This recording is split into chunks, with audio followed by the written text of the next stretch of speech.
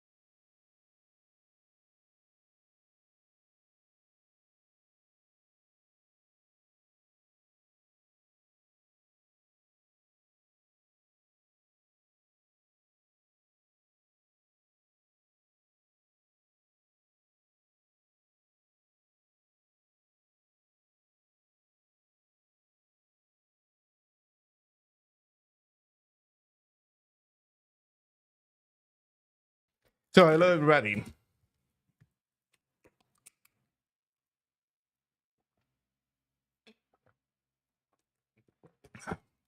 Let's do some work. Let's do some work. Okay. Asset collector It's time to. Hey, Arnau. Hello. By the way, also, you know what? I should check. Oof. Uh-oh. We have some to-dos in the Zine verse. Man, you know, maybe before we start, we should do this.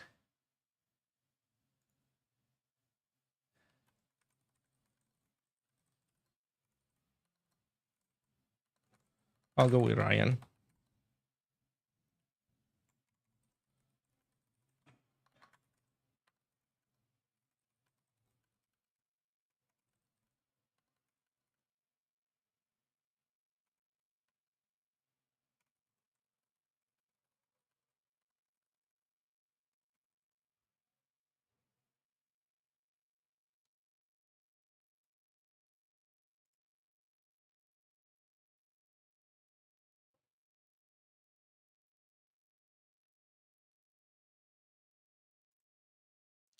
So source, I think it's what, AST? No, I think it's VM.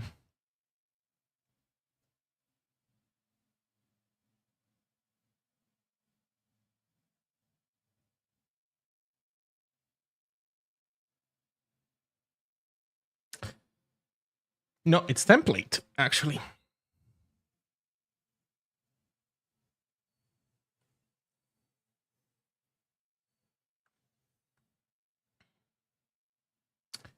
And it's template whenever we find like a scripted attribute, I guess. Utter value, var value.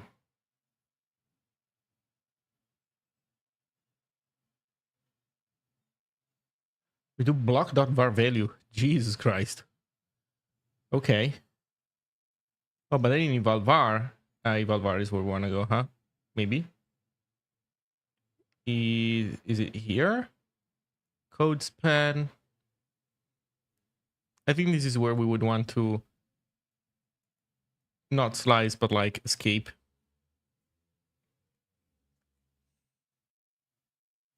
But I guess in any case, it doesn't matter here. What I want to show Squeak, I think is... Yeah, actually what? I guess this would have to be in the tokenizer.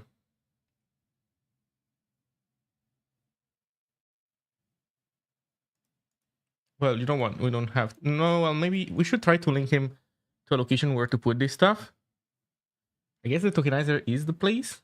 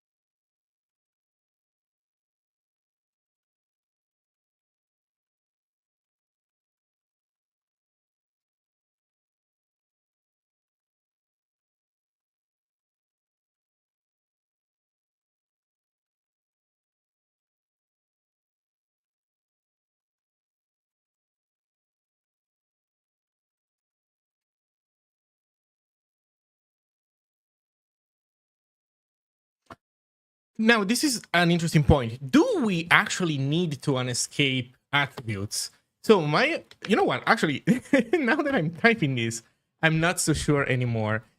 The question is, should we consider escape things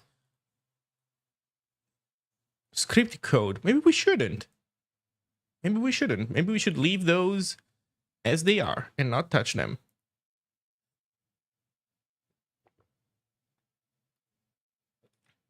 Yeah, maybe there's just nothing for us to unescape. Period.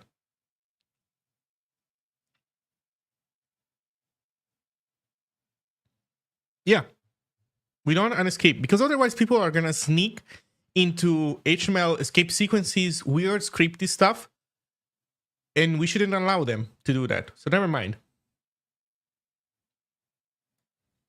Never fucking mind. I like this.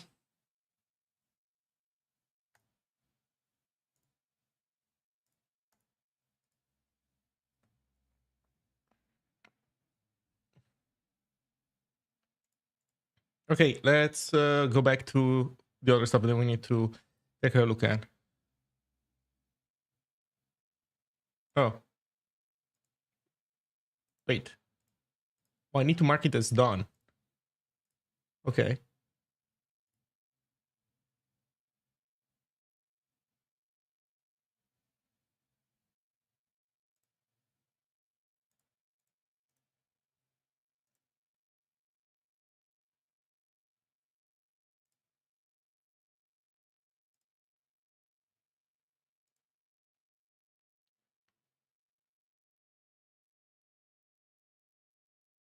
Oh, I guess this is gonna be uh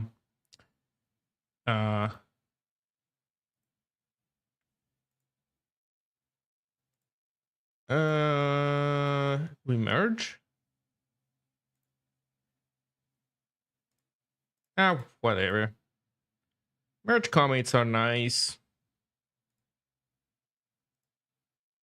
Why do I keep? I kind of wish that, you know what, after I merged the thing, yeah, it is kind of done, man.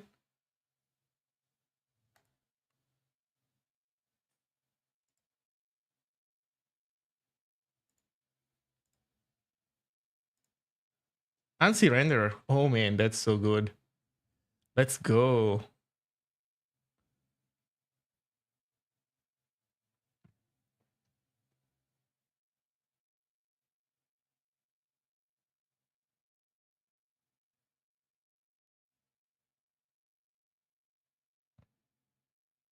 That's awesome.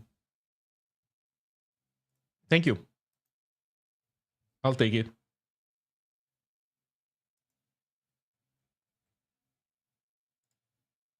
No.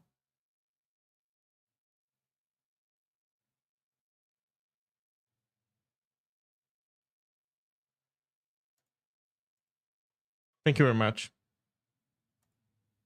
Easy merge.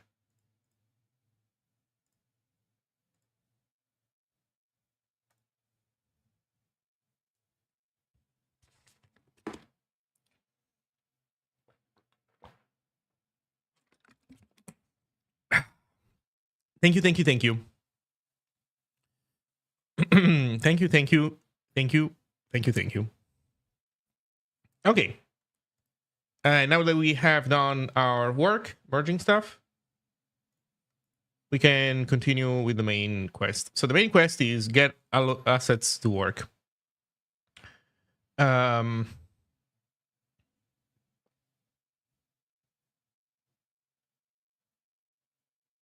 hmm.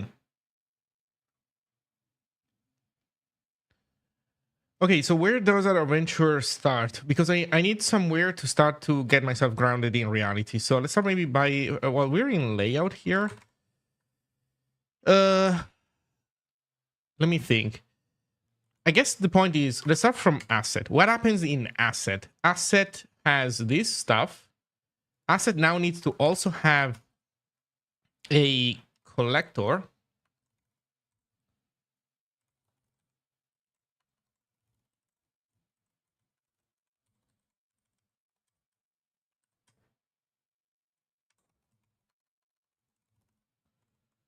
So we have a collector.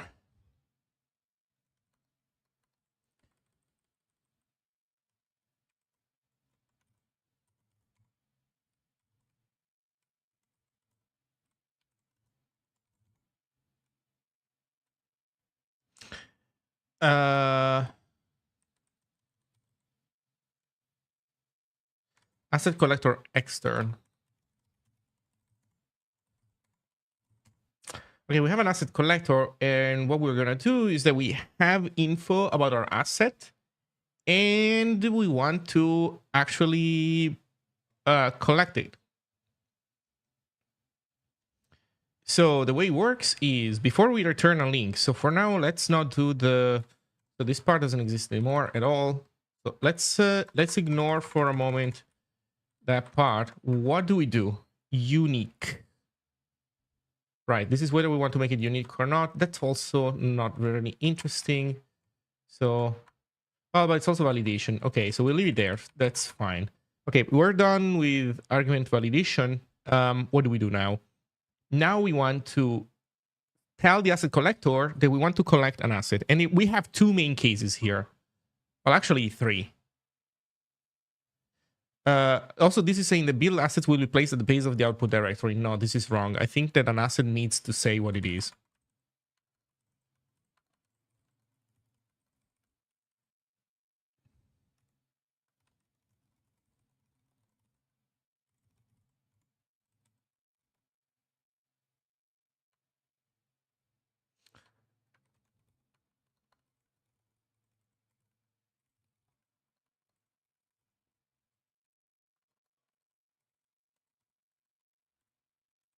Build assets will be installed as defined in your build.zig. Let's go do that. So the way it works is that now this is not a map to lazy paths anymore. Now this is a map to asset.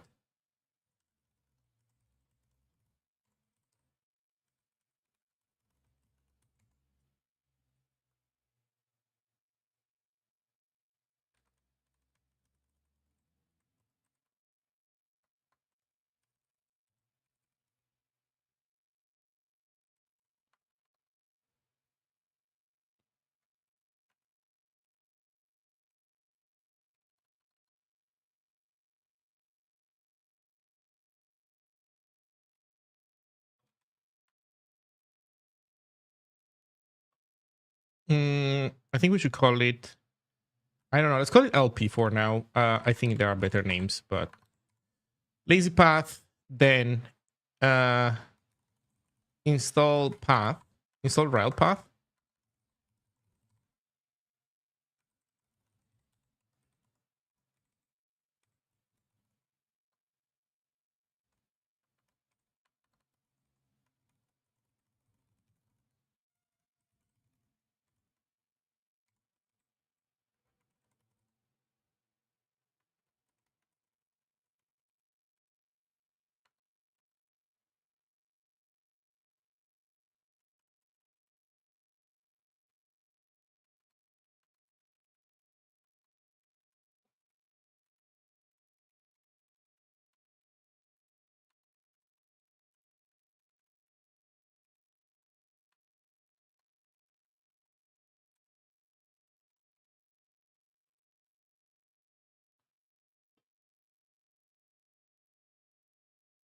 I think the second part is not really important.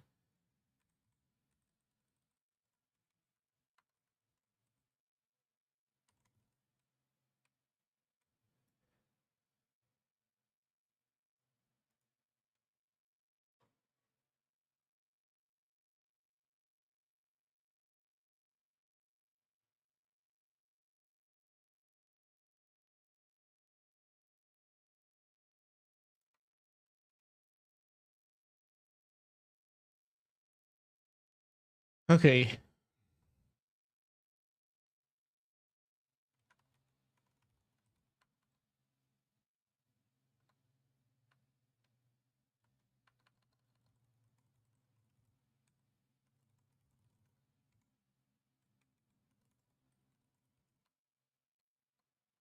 Okay, I'll do the note in a moment. I think here we also should do always install maybe, or install always.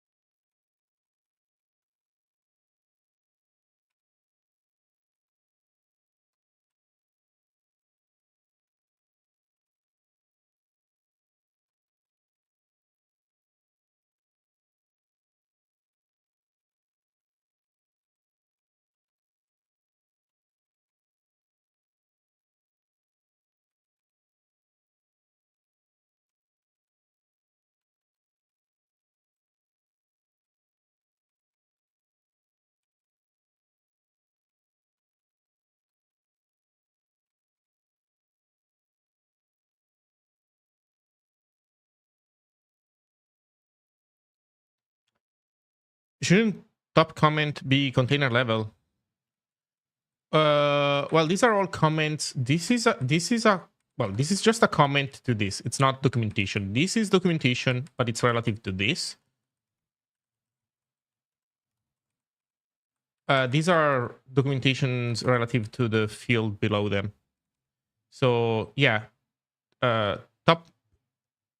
So that thing would be it. It's a doc comment for the entire file itself, but I just don't have that. If I add, for example, a license, then I will add it under one of those. Yes.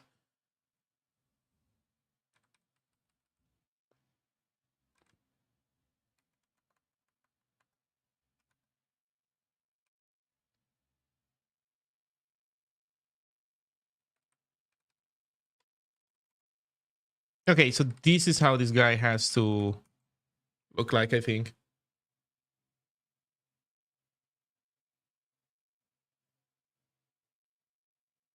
And maybe I think this should be called just path because install rel path is so verbose. Just call it path.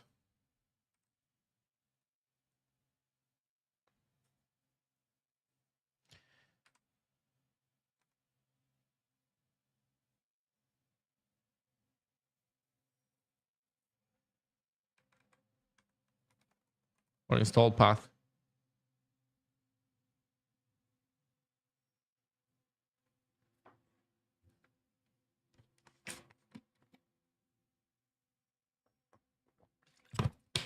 I don't know what the best name for these things would be. Let's go use it and see what it feels like.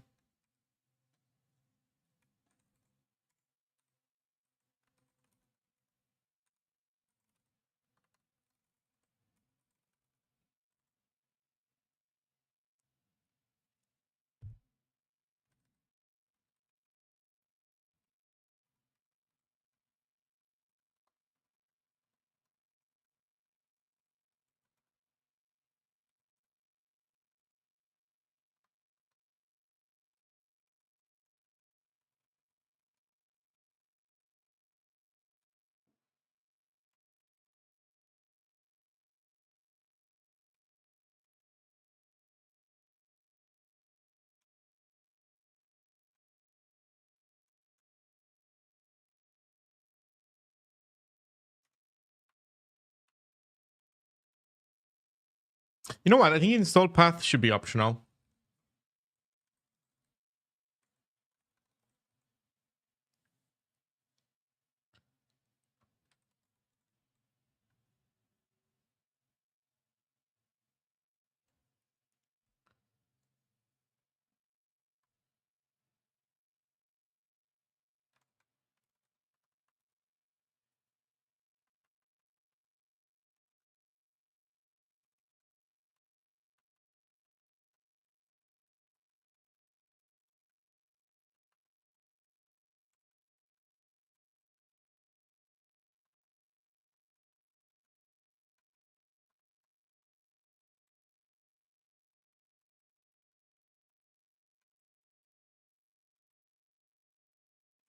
Hmm.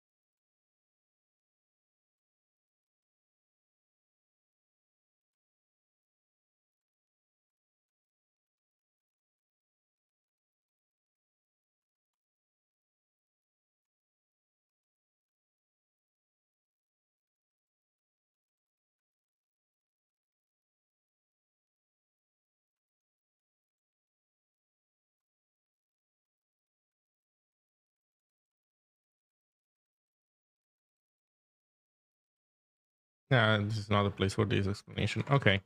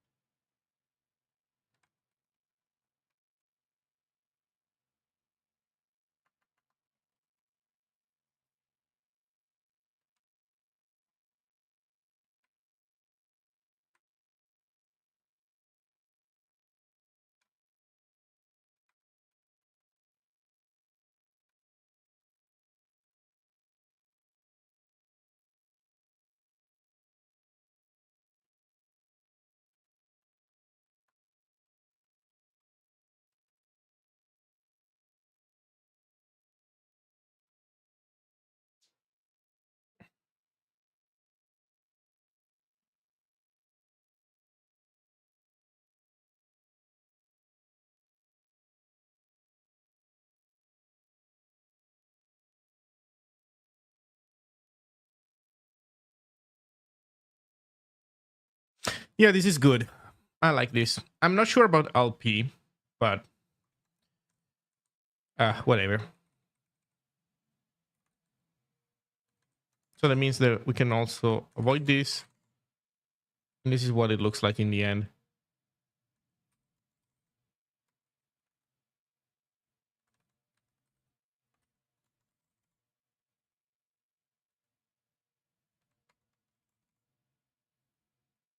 Yeah.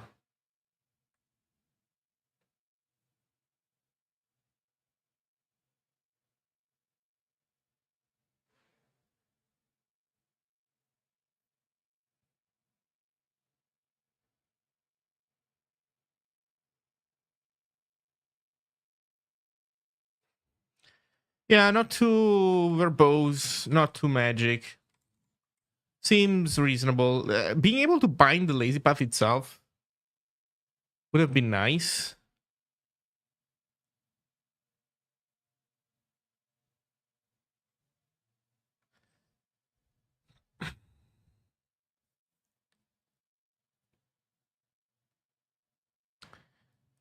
Yeah.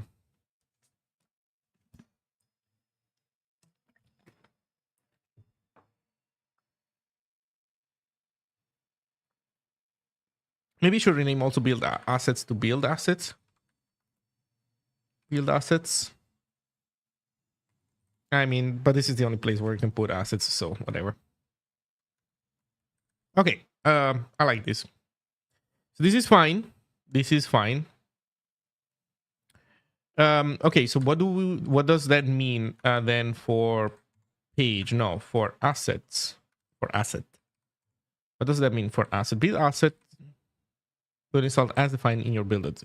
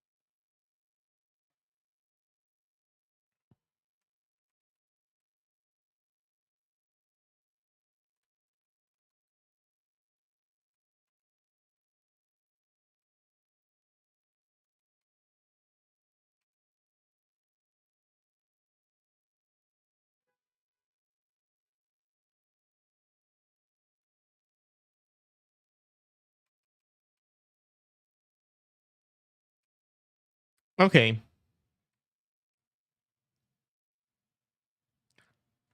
Now let's invoke collector correctly.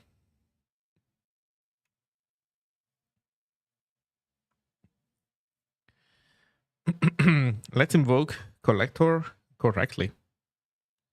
So self dot underscore collector dot call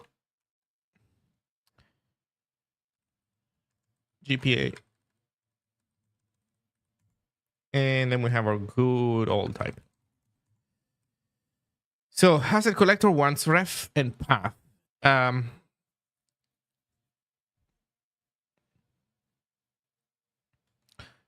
First of all, we need the kind.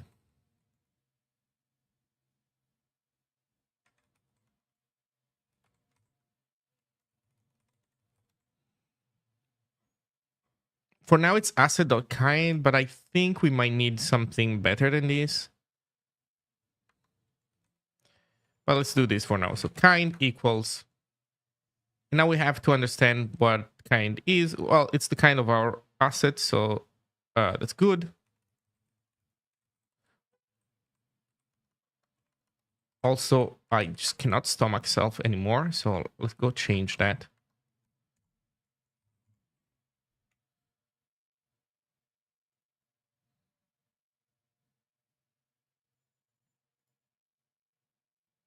I can't call it asset, can I? Oh yeah, I can. Okay, asset.kind. Then let's say that it's a build asset. If it's a build asset, what we care about is the path.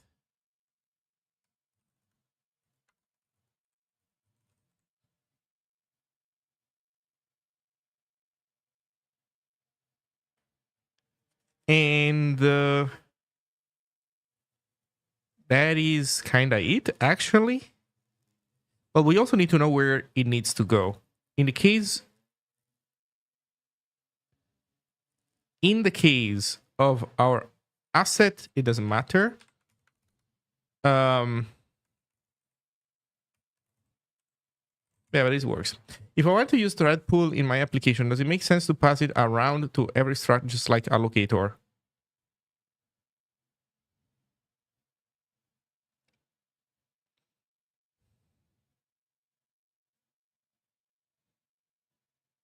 I'm not sure.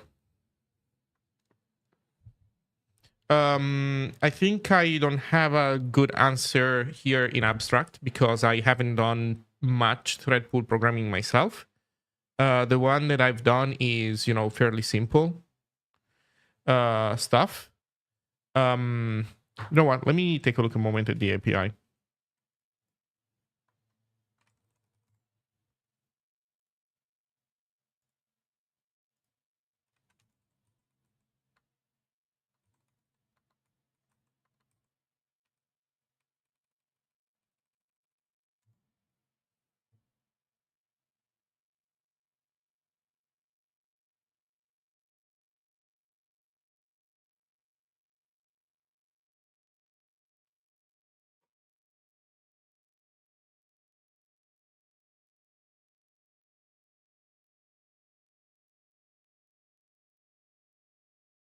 I guess the question is, I'm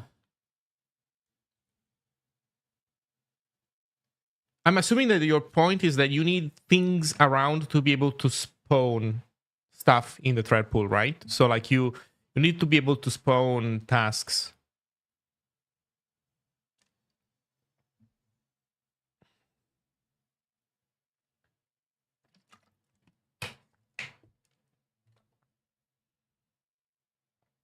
I think it might make sense. Yes, if you if something needs to be able to use the pool, I think it makes sense to pass it around as opposed to like put it in a global. Seems reasonable.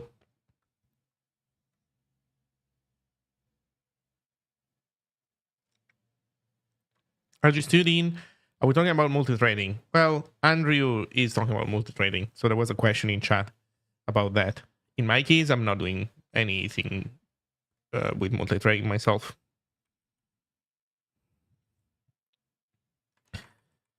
So I think that that's how it is. We tell the collector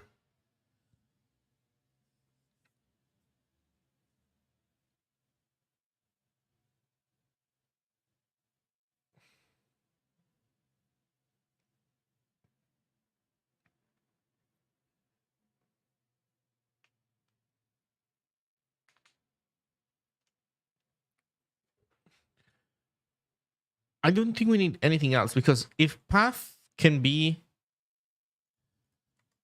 like, we know what the path is going to be. Okay, so let's go into layout and look at the receiving end of this.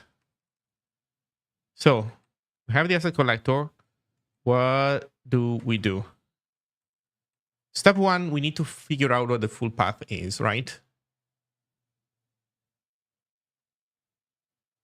We need to switch based on kind.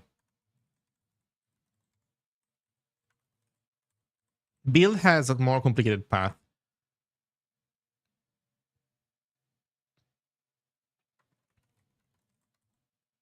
While a normal asset is more simple. So normal asset means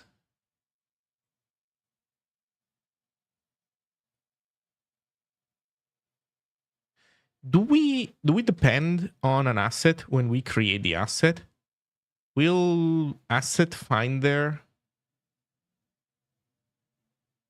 make a dependency on it? Yes. Asset finder makes a dependency on it as soon as we reference it. That's fair. So we don't need to dep it at all. Is it the same also for build assets? Do we also depend on them right away? Yeah, we do. Yeah, we do. Okay. So that is great.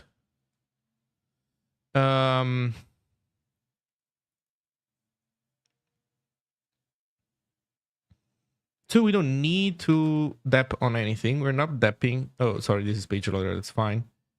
In asset collector, we are not depping on anything.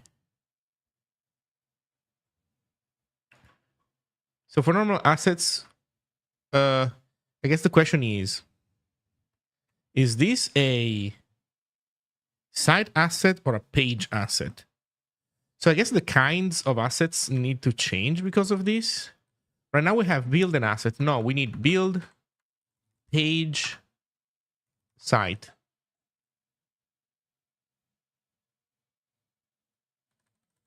Let's do build site page. Okay, build site page. This is gonna break some code somewhere. That's guaranteed. Let's see.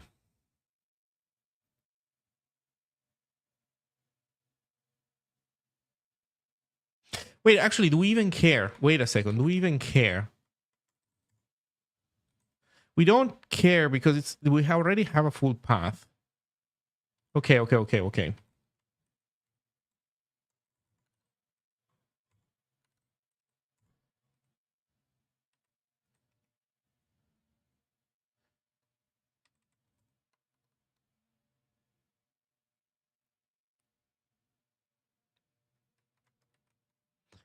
The only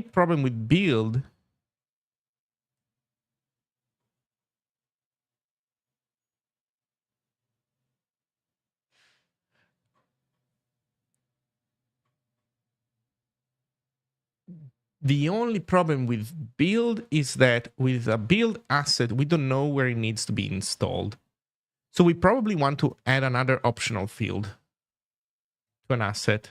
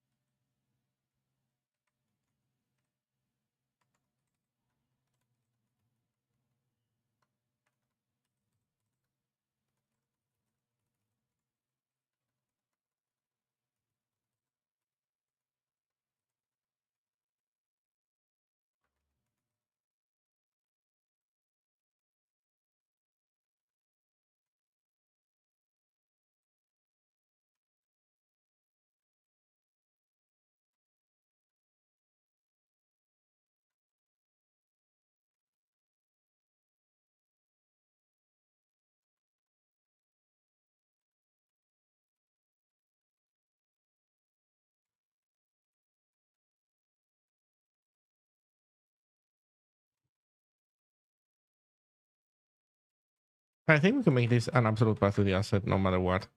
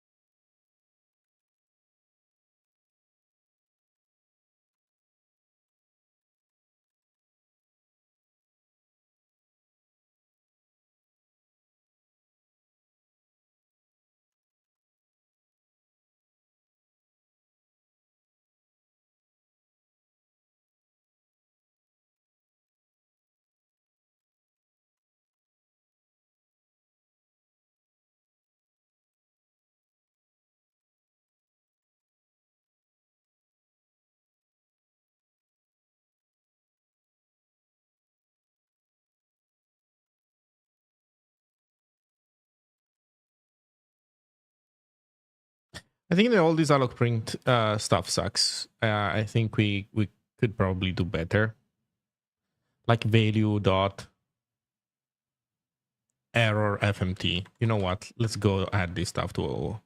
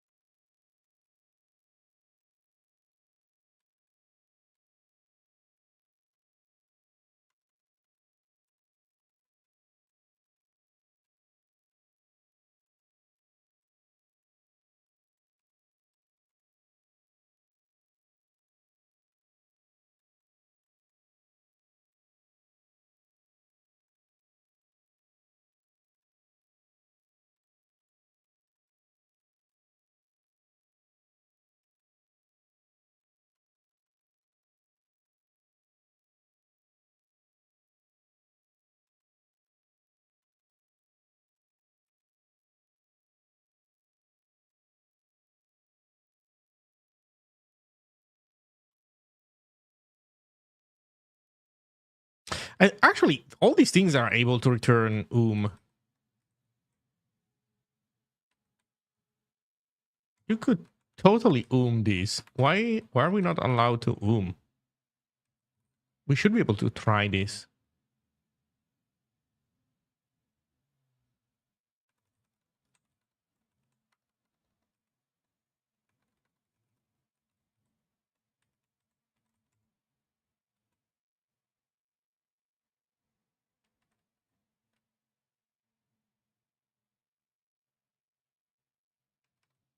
Okay, this is trying to make a thing.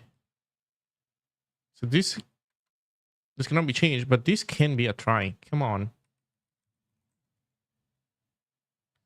This can totally be a try. Why was I stressing over this? You know what? We can even do better.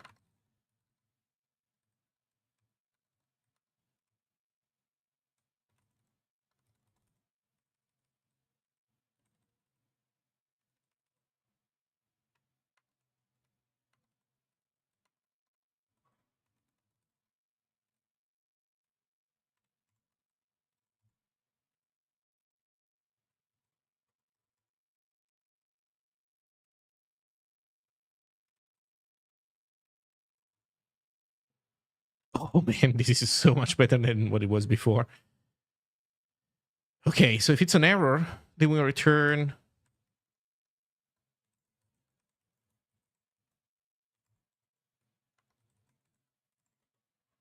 GPA, and the message is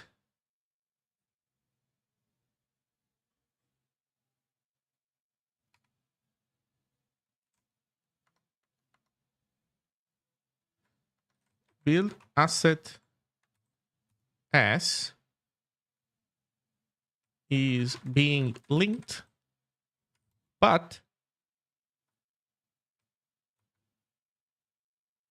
it doesn't define an install path in build.zig.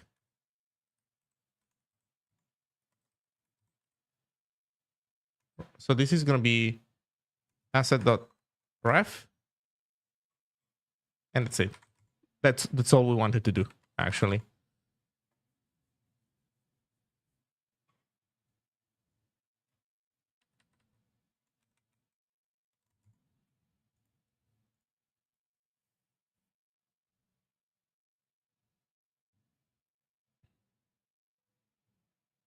Okay, so this is great. So we have build out path.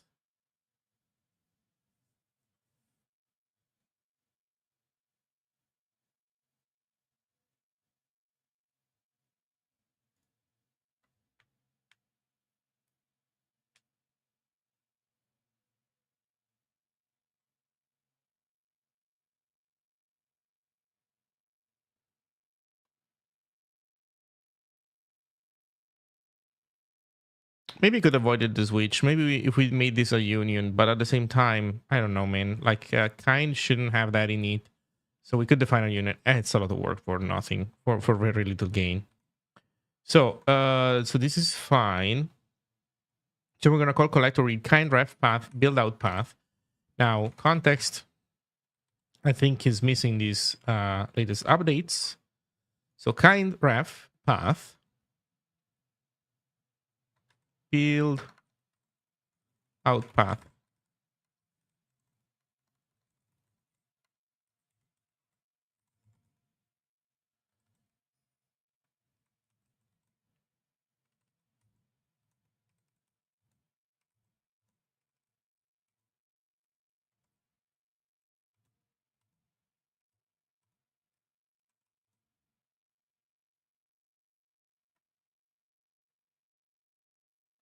Wait, what are we missing? Oh, URL path. Ah, there's no URL path in here. Okay.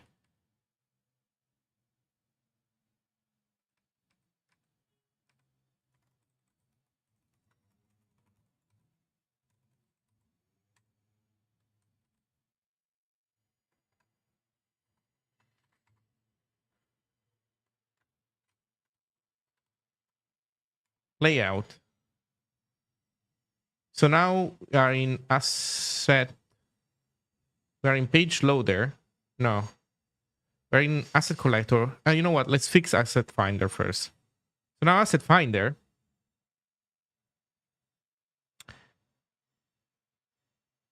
looks at the index and it expects to find in the index not only the asset path, but also where to install it.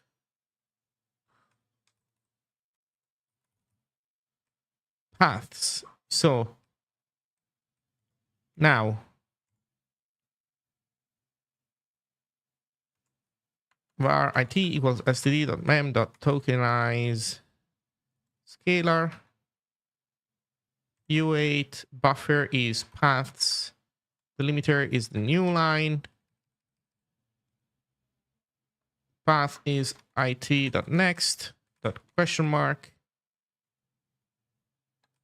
dot underscore build out path is it.next, no question mark because it could be null, and it is allowed to be null. Yeah, so which means that now we expect this file to contain first line where it's located,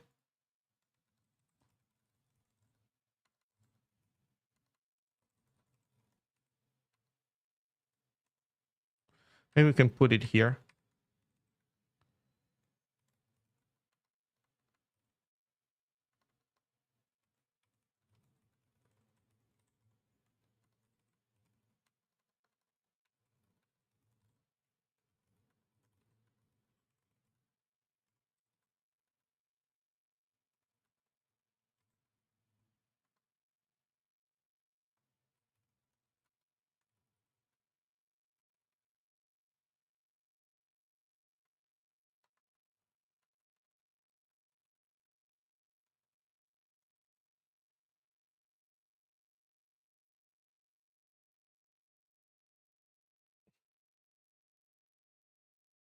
Perfect. So now we grab all this info correctly.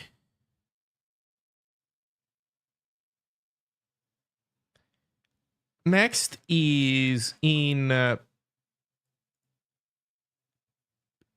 asset collector. Have the list writer. We actually don't even need the build route because everything is already handed down to us correctly. So asset collector. Do we even care if it's an asset or build? Yeah, but very minorly. Or you know what? We can do it here, but then we do const out install path is for an asset, it's args.ref. For build, it's args.build out path. Perfect. We dep what? We don't dep shit, man. No depping for us here. Although, you know what? Instead of dep, we can say asset collect. Asset. Collect asset. Collect asset, blah, blah, blah. And this is going to be args.path.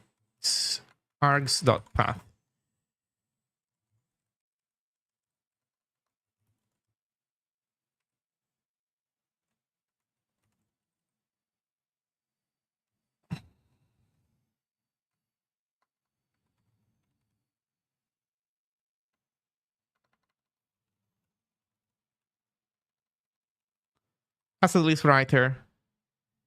And honestly, there's nothing else we need to do because we just write down this info and then we don't return shit.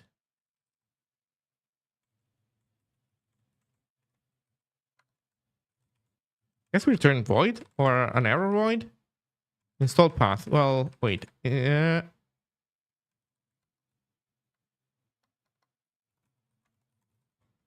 you go. Wait a second. We're using ref. We're using build out path. I'm dumb. So yeah, we need to write down the install path, but also what, which is the path.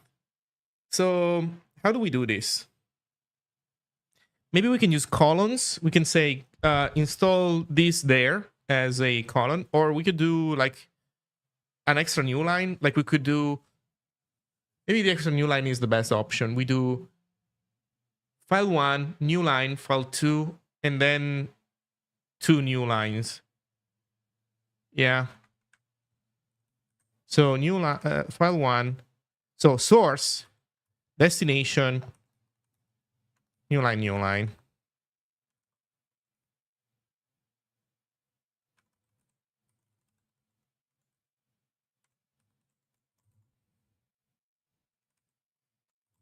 That's it.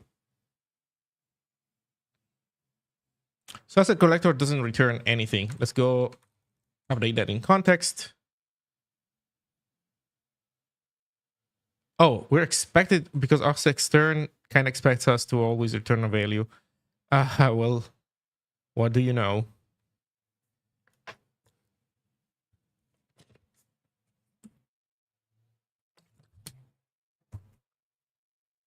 Whatever. Let's return. I guess we can return a boolean. Like we can return true.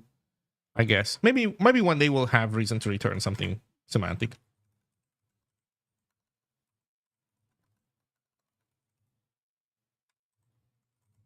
Or you know what? We could compute the link here. If we compute the link here, if asset collector is the one that computes links, which is not a bad idea, then we're not in a bad position. The problem is for us to compute links, we kind of need other stuff that we don't have. Did we give this stuff to Asset Finder? Yeah, Asset Finder has a lot of stuff in it. Like it has URL path prefix, assets dir path.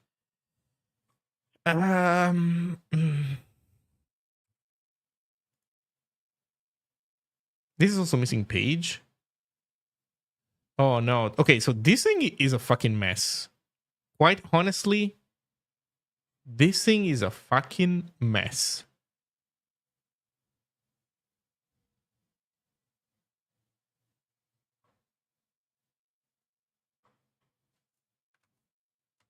Why does it need URL path prefix?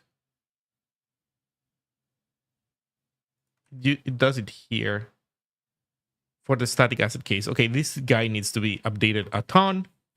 So I would say that an asset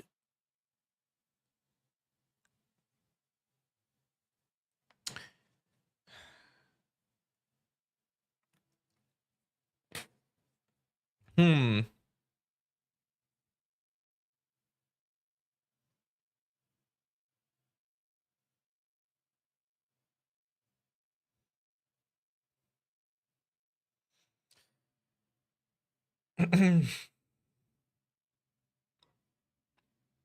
So I'm thinking that the Finder should not concern itself with producing a link. Um, yeah, I think we can do that when link is called. And what I'm thinking is that probably should be the collector doing that. Since it has to return a value. Oh, well, there's also this thing, true or false. Huh.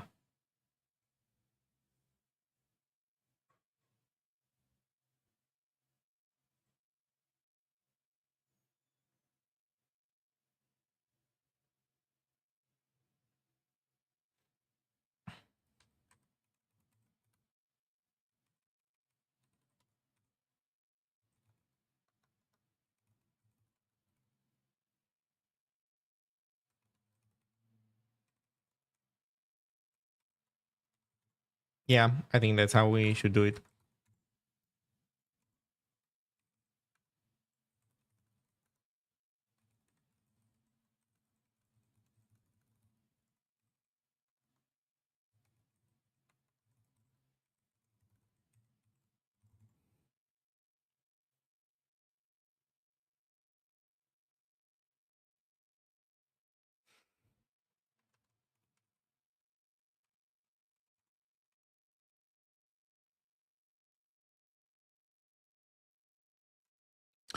The problem is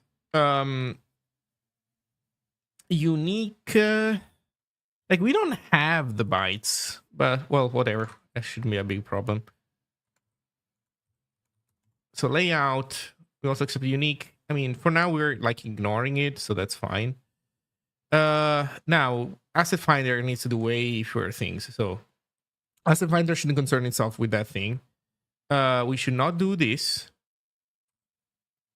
These go happens in collector at some point. Then now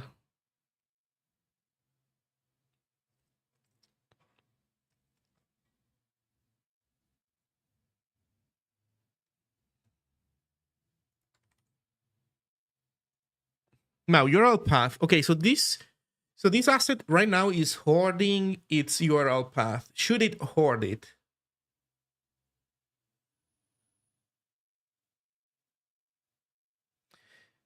So if asset were to be passed around by pointer instead of by value, we would be able to access it by pointer and side effect things. So we could store locally the fact that we have a link. But I don't think this is going to be particularly useful. So I think the storing should happen in the collector. So we don't store this value inside anywhere.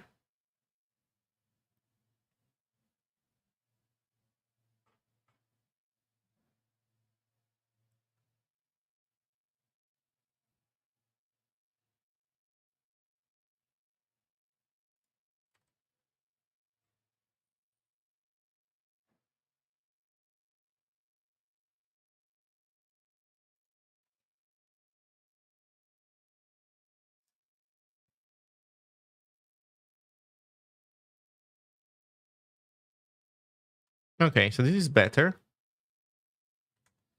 Next is what? So now this guy should be better. It's not the best. This guy is still kind of shitty, but asset finder. But we can do better now than before. So next, I think is we need to update the way that index works. So let's start generating better asset indexing in content.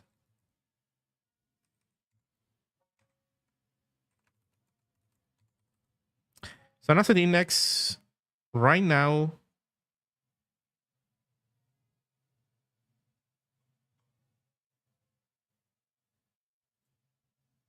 index assets, asset indexer. Wait, this is indexing, so this is fine. Nothing interesting. Where do build assets go? IT, build assets.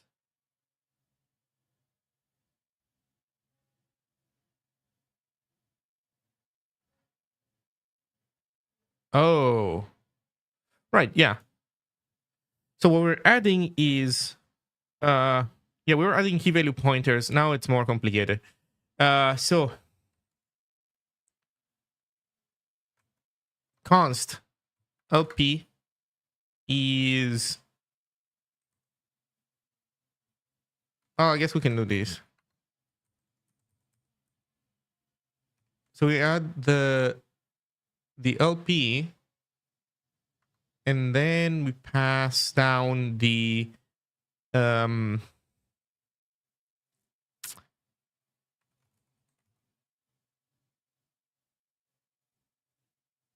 we pass down install path, or else null. Again, we use null as our placeholder. So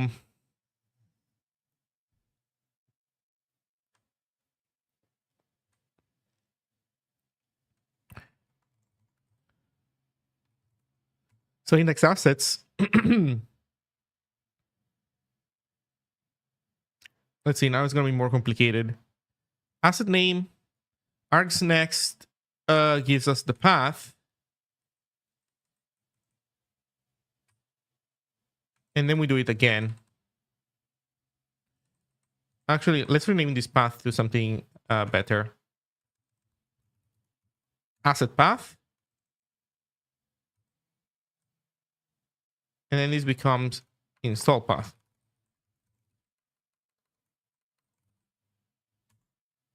There we go.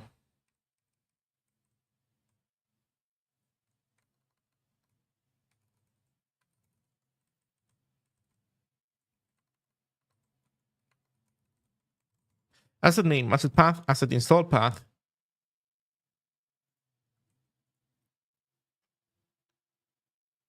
Creates a file.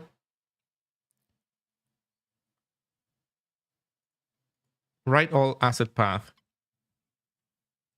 I guess this can become a print.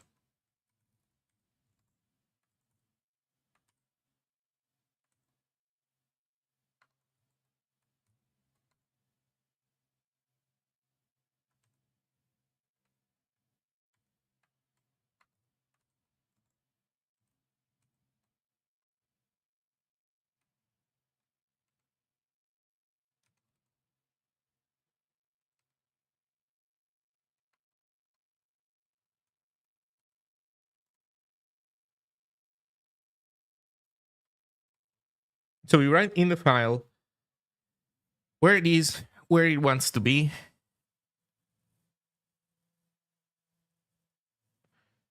The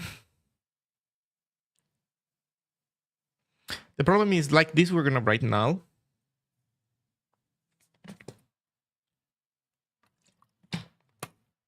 We don't want to right now. So you know what? We can do install path is next, or else. Well, let's do it like this, I guess. Okay, you know what? Revert to write all. Write asset path, and then if sdmem dot not.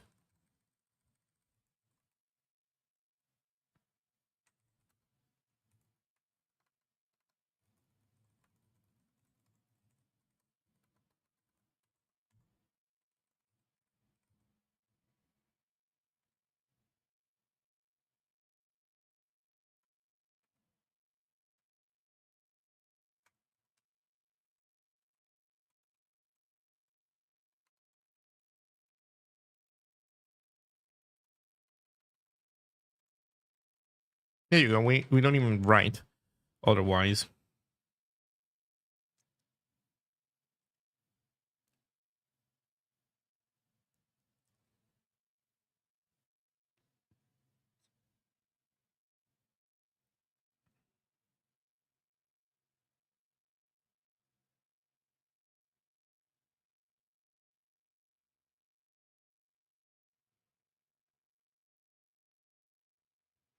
Oh, we can also do some other nice things. So first of all, index path is asset dir in index dir path.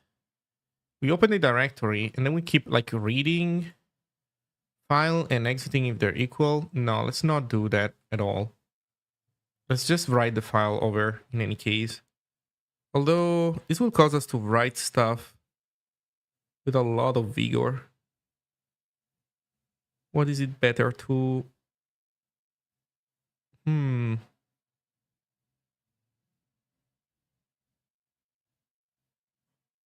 I think it's fine.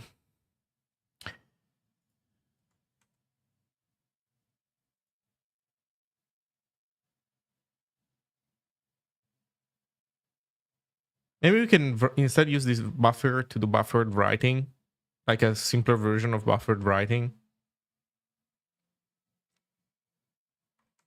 Nah. Just make a normal asset writer. And also, I think what we should do at the beginning is nuke the directory.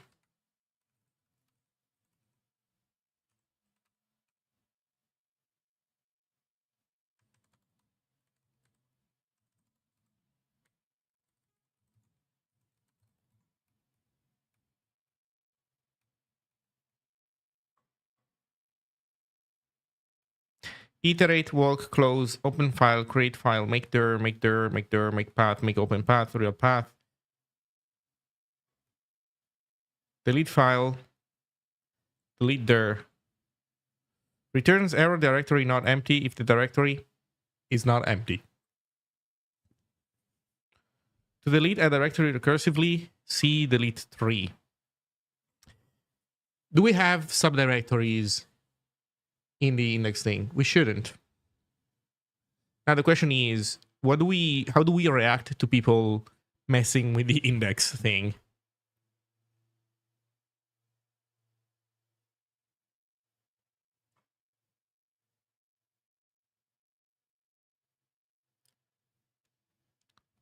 I guess we could call delete 3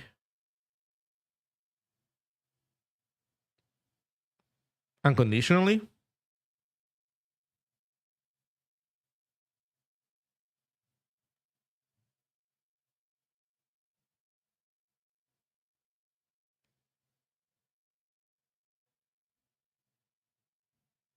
No, I guess we just want to call delete 3.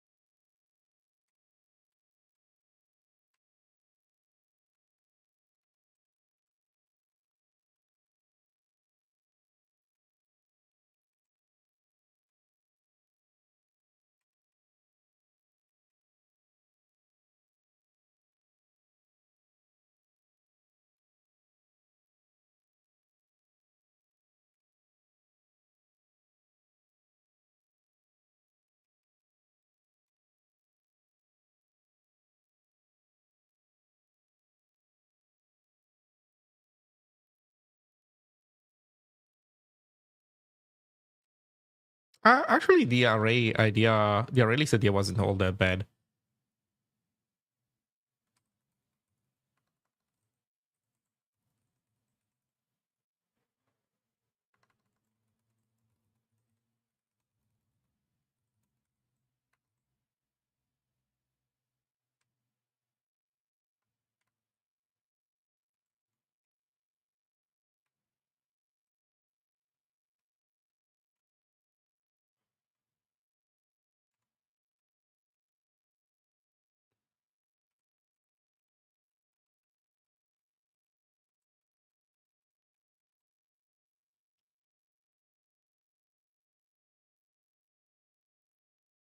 Oh, hey, Toggle. Ooh, what a huge raid. Hello. Hello, everybody. So, since there are so many people, let me do an advertisement, not for my stuff necessarily, but for a meetup, a Zig meetup that's happening soon, called Zigtoberfest. Check out the website that they have. Look what a nice website. This is zigtoberfest.de. And so if you're in Germany, at some point, please come. They also have a tentative like program. I'm gonna be there. There's gonna be also a bunch of other local people. David Sugar is the organizer. So, yeah, I hope to see you there. Also, coincidentally, guess what? Zigtoberfest happens to be a website built using Zine, which is what I'm working on right now. So Zine is my static site generator, and I am making right now a kick-ass asset system. So for the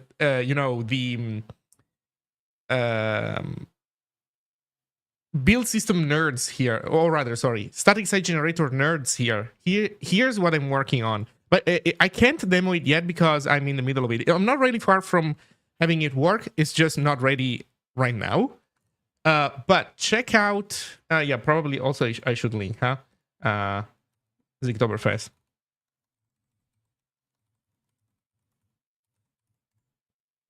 But check out what I can do. Oh, by the way, hello, Jose. I'll answer your question in a moment. So check out my doc comments. So let's look at how assets work. Actually, let's start from maybe from page. Let me think. Okay, let's start from build.zig. So here's the, or one example build.zig. So here's the idea. Ignore the comments. So when you define a website in Zine, you can have assets that come from the build system. These are like assets that get generated, like the result of compiling your project.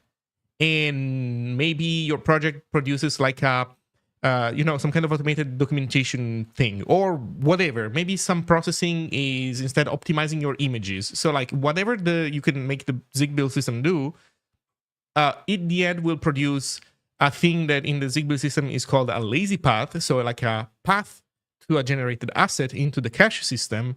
And then you can add it to your website. And then in your website, you will be able to do inside, let's say, a template, you will be able to do build.asset who and reference it and be able to access it.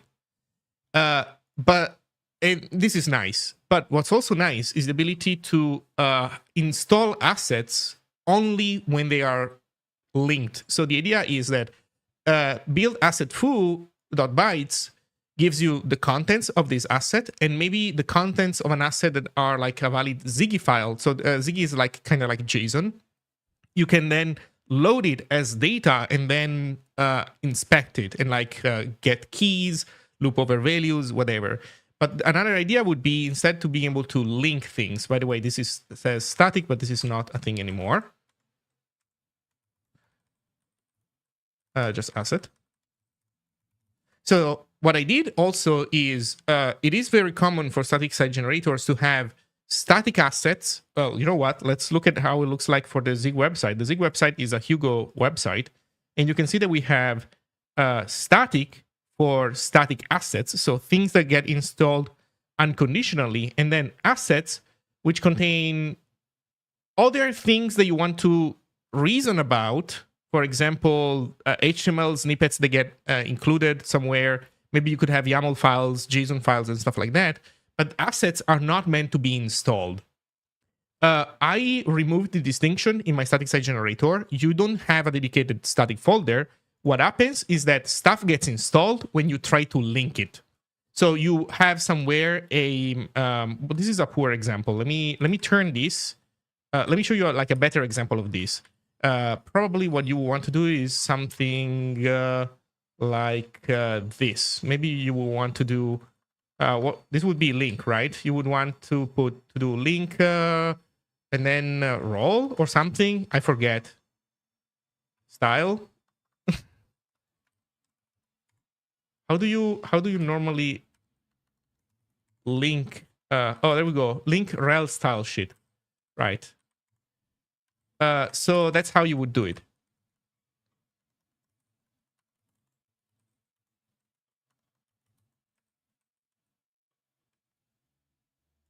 And this would be source. That's the name of the attribute, right? href. Okay. Everybody knows. Okay, you guys are way more up to speed with this stuff than me. But you get the idea, right? So the moment you try to install, you try to link the asset, that's when it gets installed. That's how it works. So there is no distinction between static and non-static assets. They are one and the same. Assets get installed when you try to link to them. If you access them as data, they don't get installed. They only get installed if you link them. Or alternatively, there can be some assets. Like the concept of a static asset at this point becomes, I don't have it here. I'm not using it here, but let me show you the implementation of like this data type, the things that you can specify there. What it becomes is this, basically. You can say that static assets are assets, like our path inside your assets folder, that you want to install even if they're not referenced anywhere. That's the concept of a static asset. It's like it's an always on asset. But the rest becomes gets installed as you reference it. And you know what that also does? It does existence checking for you. So like if you try to install an asset that doesn't exist, there's going to be an error. And you know how sometimes what you normally do, even in the previous version of Zine, like I'm implementing this asset system now, and we didn't have it yet. So what you would do, again, because with Zine as a starting point, I was mirroring what other static site generators were doing, is that you, we saw it in base, right? What you do is that you link to static assets, and then you kind of have to pray that these things stay in sync, because it's not guaranteed. So now this is not a problem anymore, because now you link through the script system, and the script system will error out hard if the asset doesn't exist. So you can do this and only put it once in the project. Yes, also that. Also that. Yes.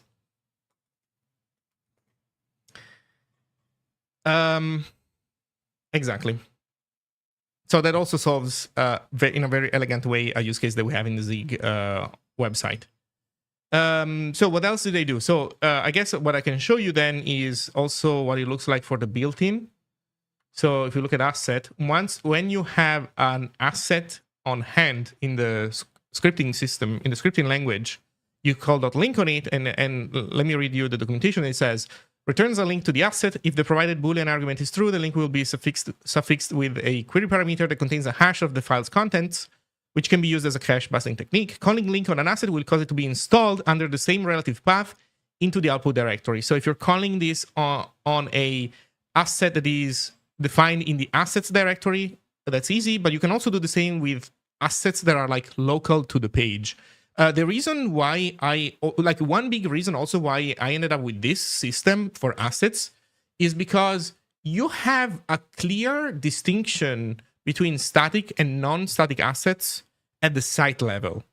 But when you're looking at assets put inside your content, right, where you have like an entry, let's say that you have like this entry, right, and it has and this like index.md is the post, is the file itself, but then next to it there are some assets. So what do these mean? Like, are those static assets? Are they non-static assets?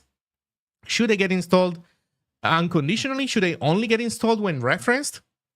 And I couldn't solve it, because the reality is that this is just not well defined. Like, I would be curious to hear from chat if anybody has experienced, has relevant experience when it comes to other static site generators. But the ones that I've used, they kind of blur the line when it comes to this type of assets. Yeah, it's not really clear. And sometimes you have assets. I guess what you do is that you look at the markdown file, and then in the markdown file, if you see a reference to an image. So like you see an image, I don't know where the image is. Is there an image in here? There certainly are. There's one near the top, I think. I probably missed it. Oh yeah. Yeah, I was about to say, oh, you only install them as if you find like an image markdown tag. No, guess what? What if people use an image HTML tag? What do you do now? Now you have to do the same also for HTML tags. What a mess. Like doing this correctly is complicated. So I'm completely overhauling this system. And I'm very happy with the solution that I found. I think it's very consistent. Just one way of dealing with assets that is like universal. If you know if an asset is required only for a page, you can prefetch it before the navigation, improving the experience.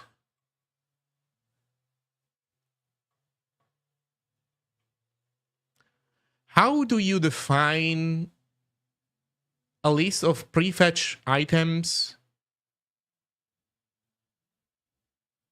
and place that on a link? A level. I mean, what you're saying makes a lot of sense, but can you would have to put this as an attribute in an anchor, right?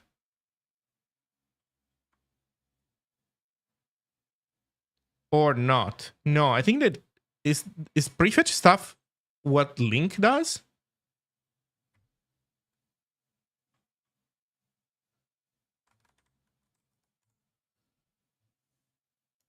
I think it's only link that can express this kind of stuff, right? Yeah, but then how do you tie this to a anchor? Oh no, I think I understand your point. You're saying wait. So this would be so would the preload be at the top of the page that contains the asset? Yeah, that would be it, right? So you cannot put this in the anchor. Like you cannot say, yeah, if you click this link, know that you probably also want to download this other thing. The only thing that you can do is put a link at the top of the page, right? Does it actually make much of a difference? Let me take a look at the description of preload so we can see what these guys have to say here. So let's see, attributes as. The attribute is required when rel equals preload has been set on the link element. Optional when rel equals module preload. What the heck is a module preload? And otherwise should not be used. It specifies the type of content being loaded by the link, which is necessary for request matching, application of correct content security policy, and blah, blah, blah. Value, audio elements, document, embed, fetch, font, image. Okay, so this would be the case, right? So it would be rel equals preload as image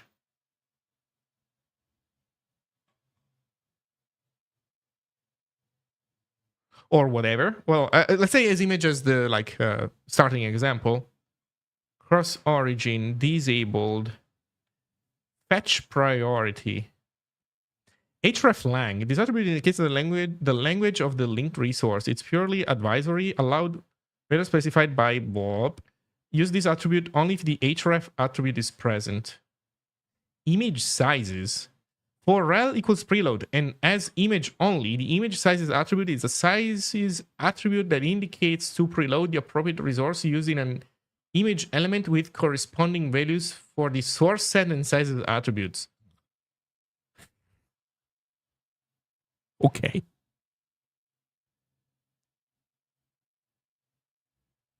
Integrity contains inline metadata, base64 encoded cryptographic hash of the resource file you're telling the browser to fetch. The browser can use this to verify that the fetched resource has been delivered without unexpected manipulation.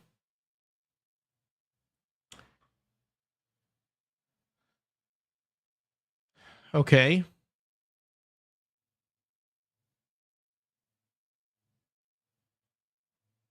Preload examples. Preload content with rel preload.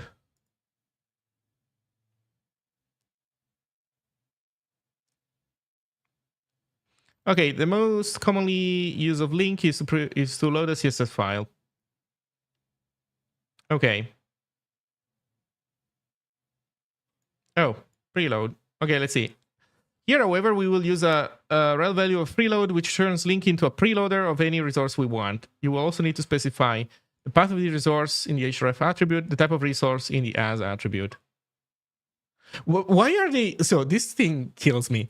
Why did they design this in a way that when you're using preload, then you have to move the type of resource somewhere? Like, why isn't this like just like rel style sheet or whatever it was before, and then like then you put preload or something? Whatever, fine. Preloads, blah blah blah. Pointed at what types of content can be preloaded? Okay, including a meme type. Okay, course enable fetches. Let's see, including media, scripting and preloads, specifications, broad compatibility, scripting and preloads. Oh, create element. Okay.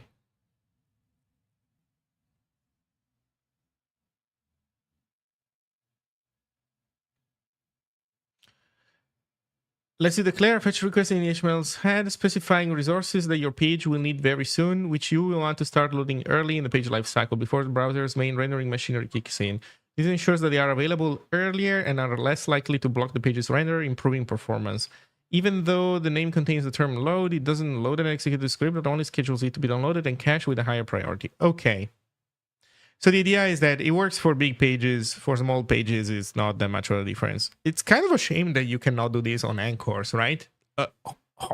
Actually, the best place to put this would be inside of Anchor. It's like you're clicking a link and you tell the thing, look, you will also want to start downloading this when you're downloading that link, when you're clicking that link.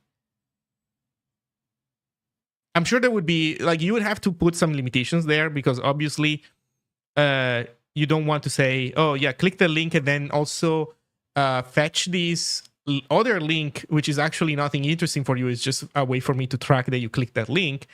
So you would want to limit that, but meh.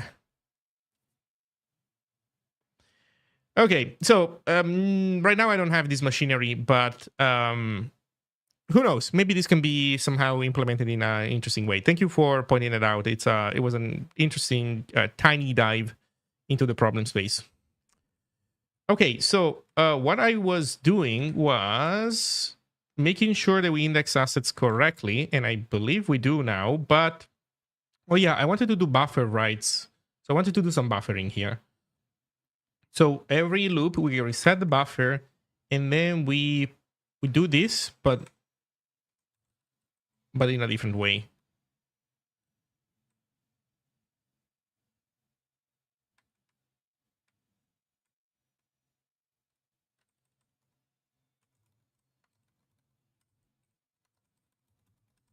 So we add a writer, we do a writer, and then we do writer to write all this, writer to write all that.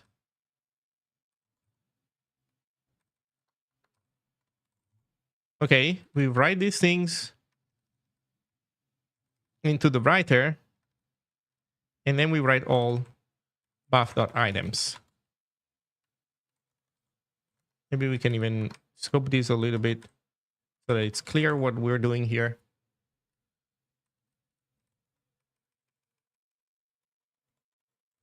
Okay, so with this we should have good performance. Everything looks nice. So this seems great. Asset Indexer is doing a good job now. So Asset Indexer is now providing us with the correct information. Let's retrace our steps a little bit. We are loading this information from our asset finder. Asset finder, paths. Yeah, loads that file. Splits. Perfect. And then, so we have this info. So then the asset has all that good stuff. What do we have here? Here we have assets dir path, assets index dir path. That is indeed an interesting choice. So it means that we also need not only the assets dir path, but also the content path. The problem is, how do we know when something is content? We're gonna figure that out now. Content dir path. Okay, let's look at how this guy gets initialized. Asset finder used to have this, doesn't have it anymore. Assets index dir path, assets dir path. Oh, you know what? I think I want to do this. Okay, we want this to be content instead of dir path. Perfect. So now we have this as well. But now we need to be told when an asset is one thing or another. And right now my asset kinds are just build an asset. And there's nothing much more than this. So this needs to become for real then. Build page. Build site page. I think I like site page build.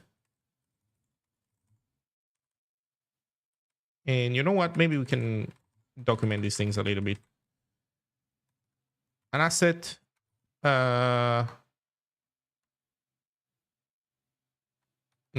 Inside of assets dir path.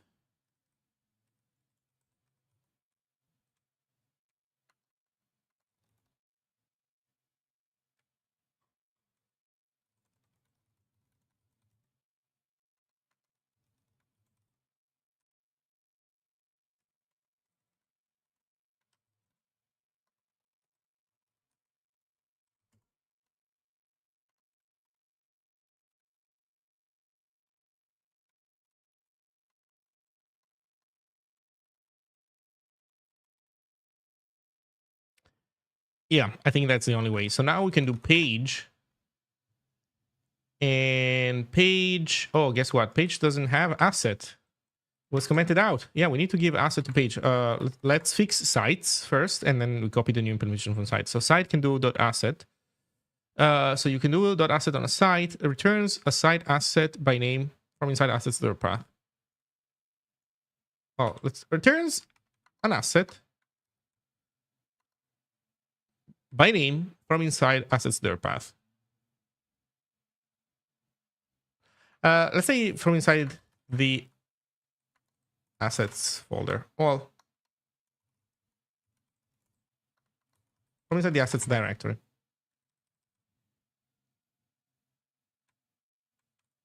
Okay, this is a silly example, but it works. Ref, blah, blah, blah.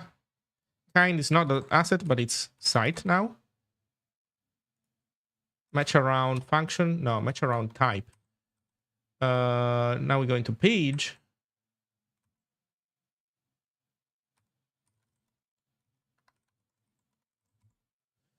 So asset signature returns an asset by name from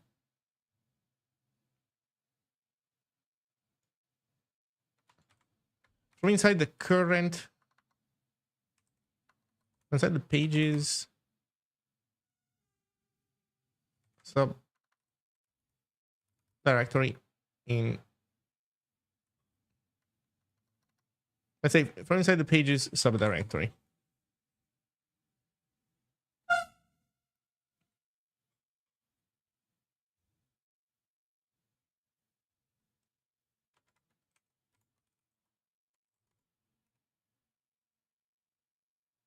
I was about to put an example, but maybe we shouldn't do that. I think this is good enough. So we still have this stupid thing, page.asset.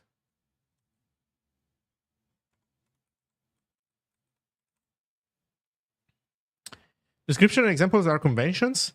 Okay, so what I'm doing right now is I'm programming a scripting language. So I'm programming in Zig a tiny, like the functions available to you in Zine, but when you do a website using my static site generator, you're not writing Zig code. You're writing like templates, and you can put logic in templates in these strings, right? For example, here we are doing this. here we are looking at a page at its link, and if the page contains is under posts, then we set this class attribute to either success or fail. This is me testing, but the concept behind this logic is that we want to style differently the active section, right? So if we are under the posts subsection of the website, then we highlight this link differently. Ideally, I was testing this, but ideally you would want to copy the logic also for these two other guys. Well, you get the idea. I'm making a mess. So what I'm doing is that I'm programming this thing. This thing is a virtual machine. It's called Scripty. And so Scripty accepts as input certain type of definitions. And here I'm defining these things. So I made the convention that I will put the description of a function that I design under description and then under examples so that people can use this. Keep in mind, these are not things that make sense for Zig. That's not Zig. This is like my thing. Also because my thing, on top of everything, on top of what I just showed you, also has this other thing. Also has a system that automatically generates a markdown file with the documentation for all built-ins and all types, and it's generated from it helps the developer doing template writing. Exactly. So this at the end lands here. Scripty reference. You open the Scripty reference, and it tells you, oh, these are the globals. These are the properties of a page. These are the properties of a site. On a page, you can do is section, sub pages. You can do next page. You can do as this as that. On a string, you can do FMT. Looks for curly's placeholders in the receiver string and replaces them with the provided arguments. Yeah.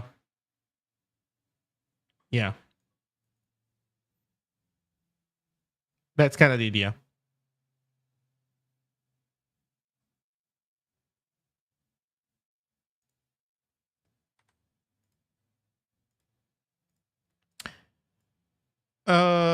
Okay, so this is not a site. This is a page.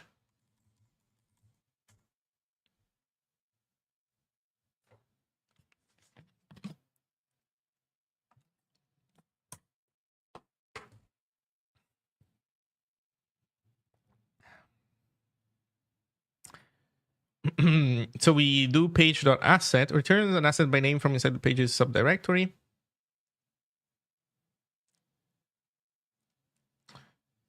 Find the reference, we return .page. That's beautiful. Okay, and we have a reference. So that allows, where is it? The asset finder then to know everything. So now the asset finder, let's see. Now the asset finder, not page finder, asset finder has content assets index. You know what? This should be renamed to something different. Rename build index dir path. Okay, so content assets build index.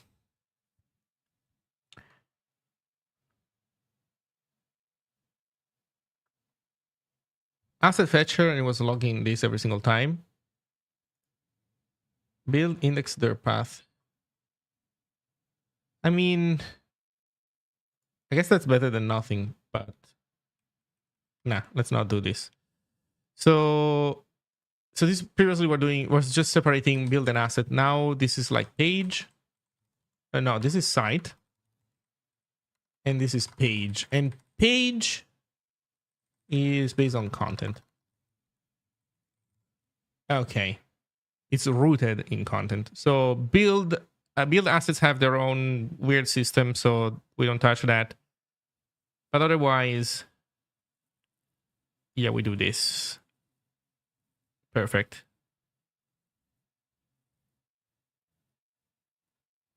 Asset kind ref path. Oh, right. So That's correct, because there's no build out path that we care about. Okay, so this is great. This should be okay. So then somebody calls .link, and .link calls the page loader. No, it calls the asset collector. The asset collector notices that if somebody called link, it means that we need to install this asset. So we write down what asset will need to be installed afterwards.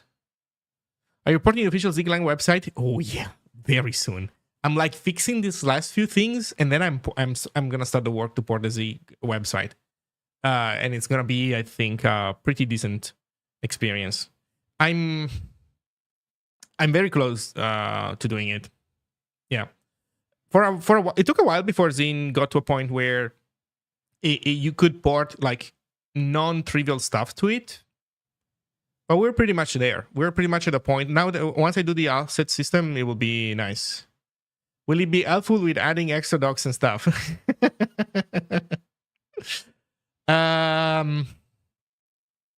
What type of docs are you looking for, Boga? And later porting software you can love? Well, the software you can love website is pretty complicated. And I think that after we're done with this asset system, I will be able to port it. And it's gonna be so fucking good. So fucking good. So good. You would not believe how good it will be. I'm just wondering if Zine will improve the quality of life of adding stuff to the website. I would believe that it will. I don't believe that will, though, have a substantial change on what goes on the Zig website.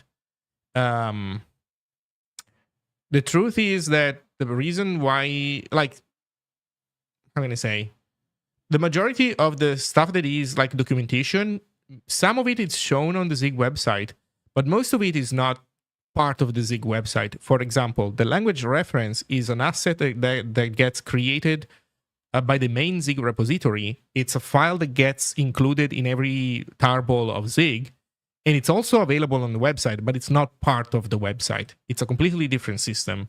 So Andrew could, in theory, integrate it with the website, but then you would not be able to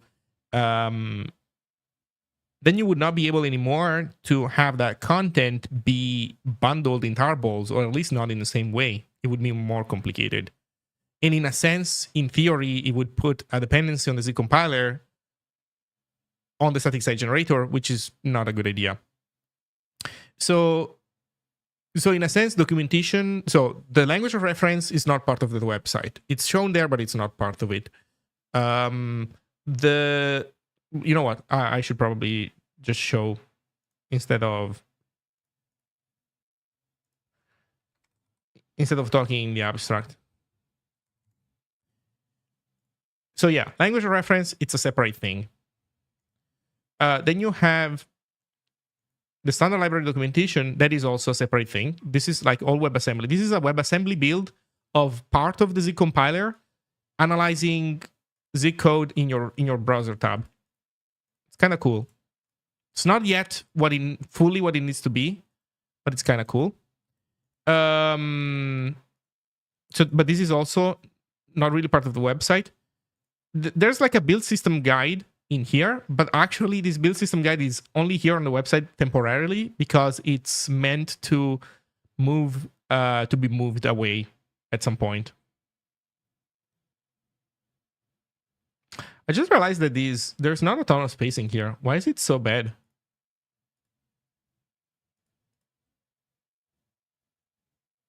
Where did my spacing go? Somebody borked the styling here a little bit, I think. What's going on, man?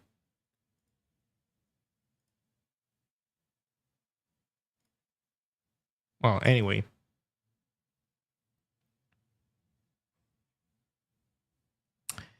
So yeah, this is the situation where when it comes to Zig itself specifically.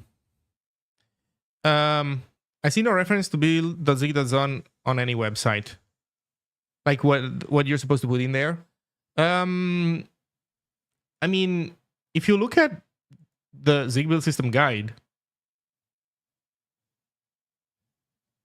Oh, you know what? It might not tell you because it doesn't have the package manager part. Yeah, you're right. This doesn't have it. Linking system libraries. Yeah, this guy stops a little bit early, shy of that. Just shy of that. But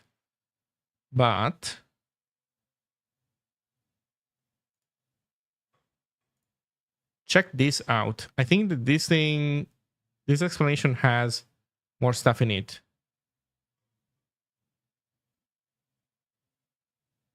Add specific dependencies.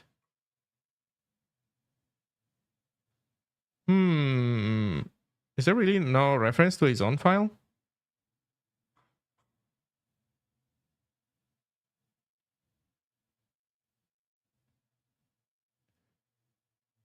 Official build system documentation. Let's see. Zig build is claimed by XQ. This is a little bit old. Does SOAP have anything new? Zig build. Adding an option. Build mode, submitting an executable.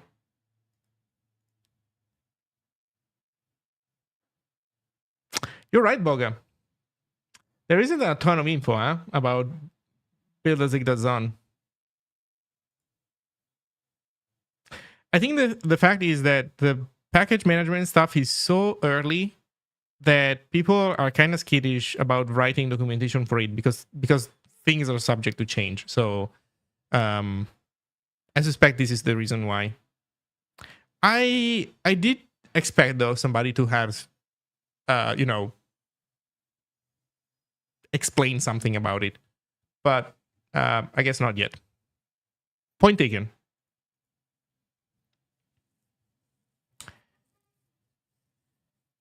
So we are collecting assets in here.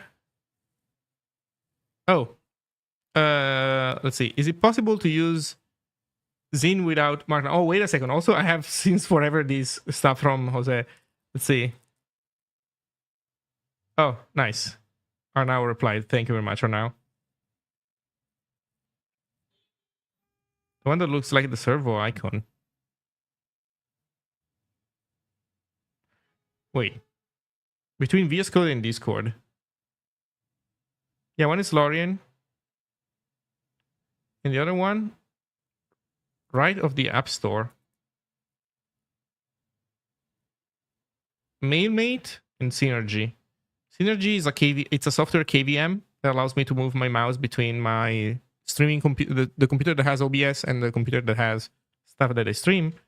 And MailMate is just a mail client.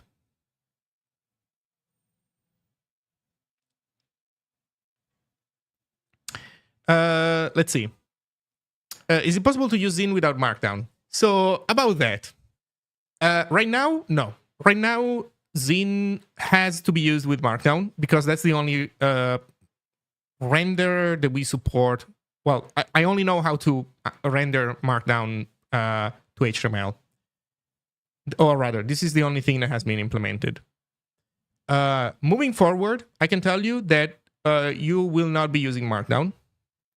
You will be using something slightly different. How different? It's an answer that it's not fully, I don't know fully yet. I'll explain in a moment better what I mean by that. But you will not be writing normal Markdown. What I can tell you is that no, I will probably not support, a wide variety of content formats. I'm not saying that we will always stick to Markdown, but I am not going to design Zine where you can have, basically, you have like a choice between 20 different supported content formats and everybody brings their own and you can stick to whatever is comfortable for you. That's not how it's going to be. Now, I understand that Markdown sucks in so many ways.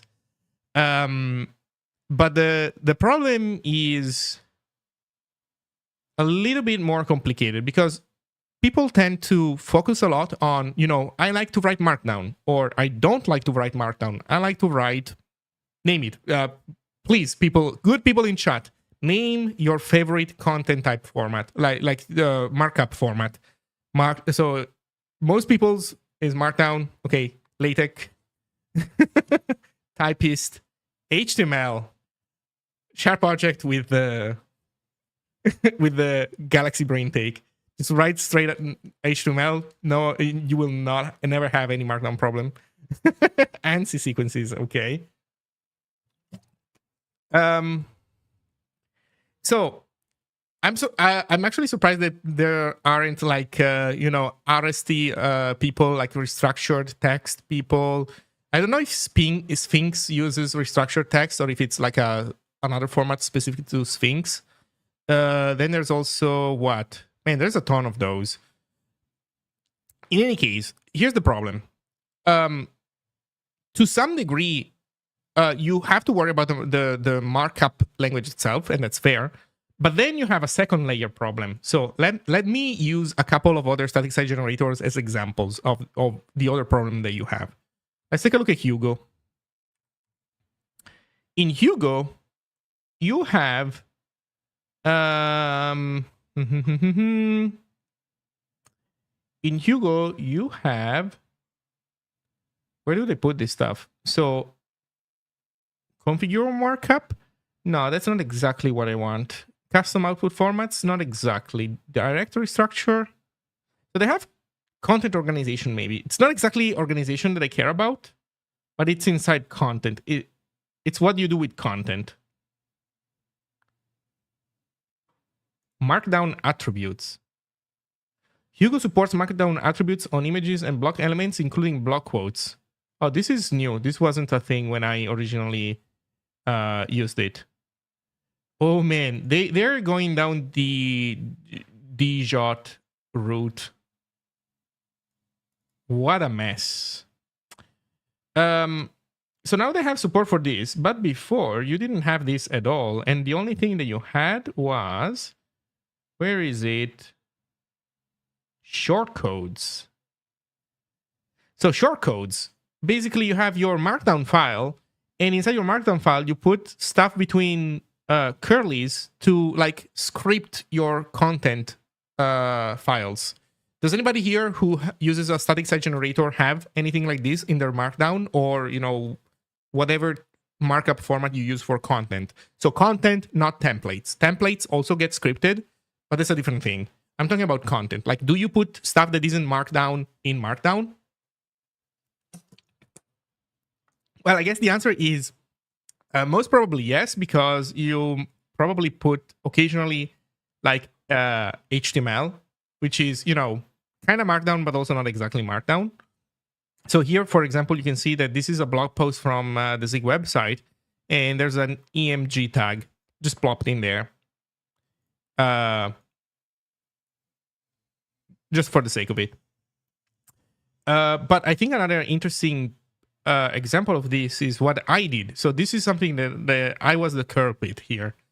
The homepage of the Zig website is a bunch of content, but it also requires complicated styling. So let me show you the homepage.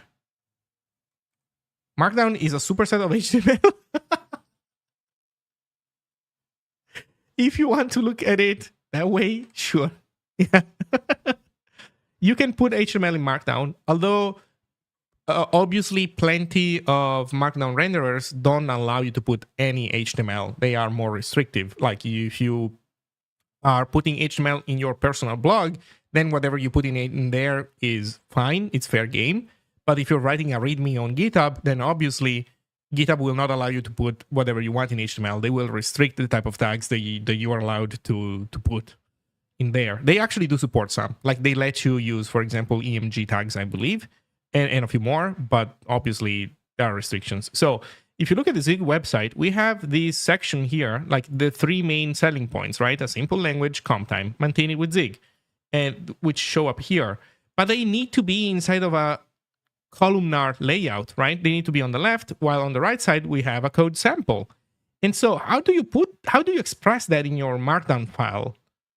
And the answer is that you kind of can't, because, well, first of all, how the heck do you say in Markdown that this piece of content needs to be columnar. Good luck. And keep in mind, you would like to maybe do some of this. You would like for some of this to be done, I guess, in the layout. You would like for the layout to be the one that defines this type of stuff. But the problem is that you cannot chop a markdown file into multiple chunks and then render it piece by piece. By the way, spoilers, that's exactly what I want to implement. I want to implement the ability to say, to reference the content as sections and render only some sections, like render basically the markdown section by section inside the template, not just as one blob of pre-rendered HTML, but also as separate things that you can place in your layout separately. So this is one thing that basically, so long story short, this problem, like you can talk about what file format you want to use for markup, and that's fair. But I think there's an even bigger problem before that, which is whatever solution you end up using, this needs to be avoided at all costs. Because the point is, the whole reason why you're trying to separate content versus layouting is so that you can, do one without thinking about the other much. But this separation, while it's good, because, I mean, if you don't care about the separation, then you can do what Sharp Object, I would assume, likes to do, which is just write HTML directly. Just write everything in HTML. You will have to deal with HTML, layouting issues as you write your content, but at the same time, you have full control over everything. You're the master of your destiny. You're writing HTML. You control everything that happens in the HTML. But for people who do want to keep the two things separate, there is tension, but then these solutions are not good. They kind of suck. Like with the fact that you are forced to use like this custom curly meta language inside of Markdown, it's a complete disaster in my opinion. So how do you solve this? Well, one solution is to allow the layout to load your Markdown file into chunks so that it can render it piece by piece. That's one. And another one is also we need a better scripting language than these weird curly tags. And by the way, this is something that nobody wants to address. So for example, there is there's a node static site generator. No, not a node one, a Dino one. Loom. Static site generator for Dino. So they are going a completely different route. They allow you to say, oh, you want to have Markdown? You can have Markdown. You want to have VTO? You can have VTO. You want NJK? You can have NJK. Oh, JSX. Wait, what's going on here? JavaScript. Page. TypeScript. Okay. Pug. Wait, so these are layouts. Wait a second. These are layouts. Why is Markdown? Oh, okay, I get it. These are like different templating languages, and the Markdown is there just as an example. Okay, do they support more than Markdown? Process assets, custom transform, DOM API. Jesus Christ. Oh man, JavaScript insanity. But let's see if they support what they support when it comes to content files.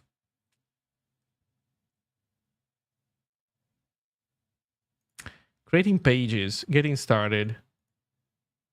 Create your first page. So just Markdown.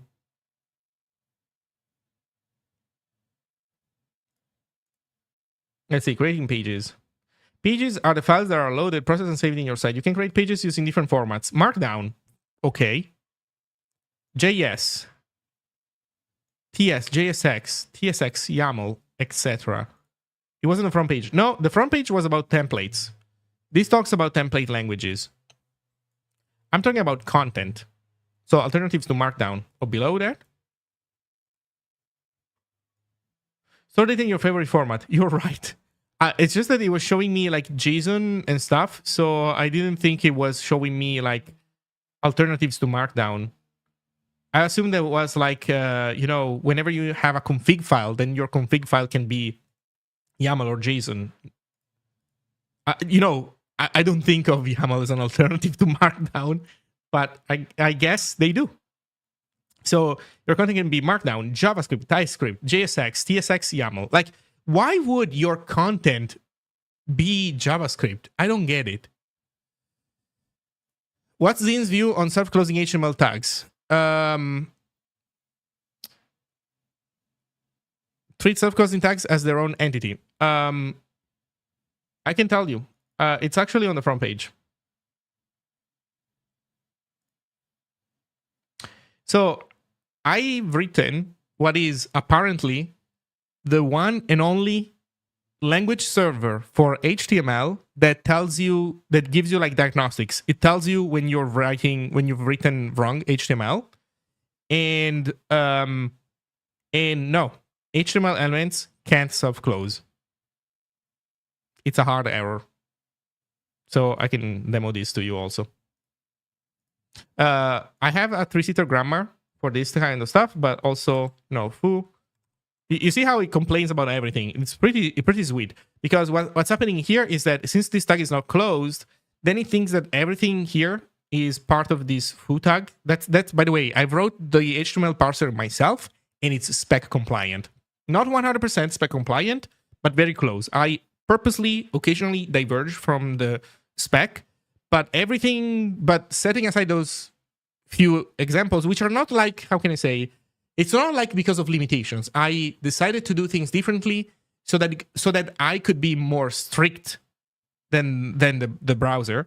So if you write foo and then you self-close, it tells you HTML elements can't self-close.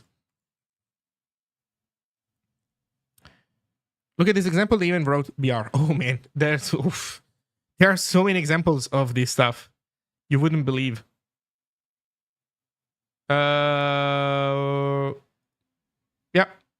I mean, you know what? I'll try to say something in their defense. Maybe they are not speaking HTML5. Maybe they're speaking XHTML. In XHTML, you are allowed to do that. So you would have to set up at the top, doc type. Instead of HTML, you do doc type XHTML and then DTD, blah, blah, blah, blah, blah, blah, blah. And that would, in theory, should turn on self-closing tags.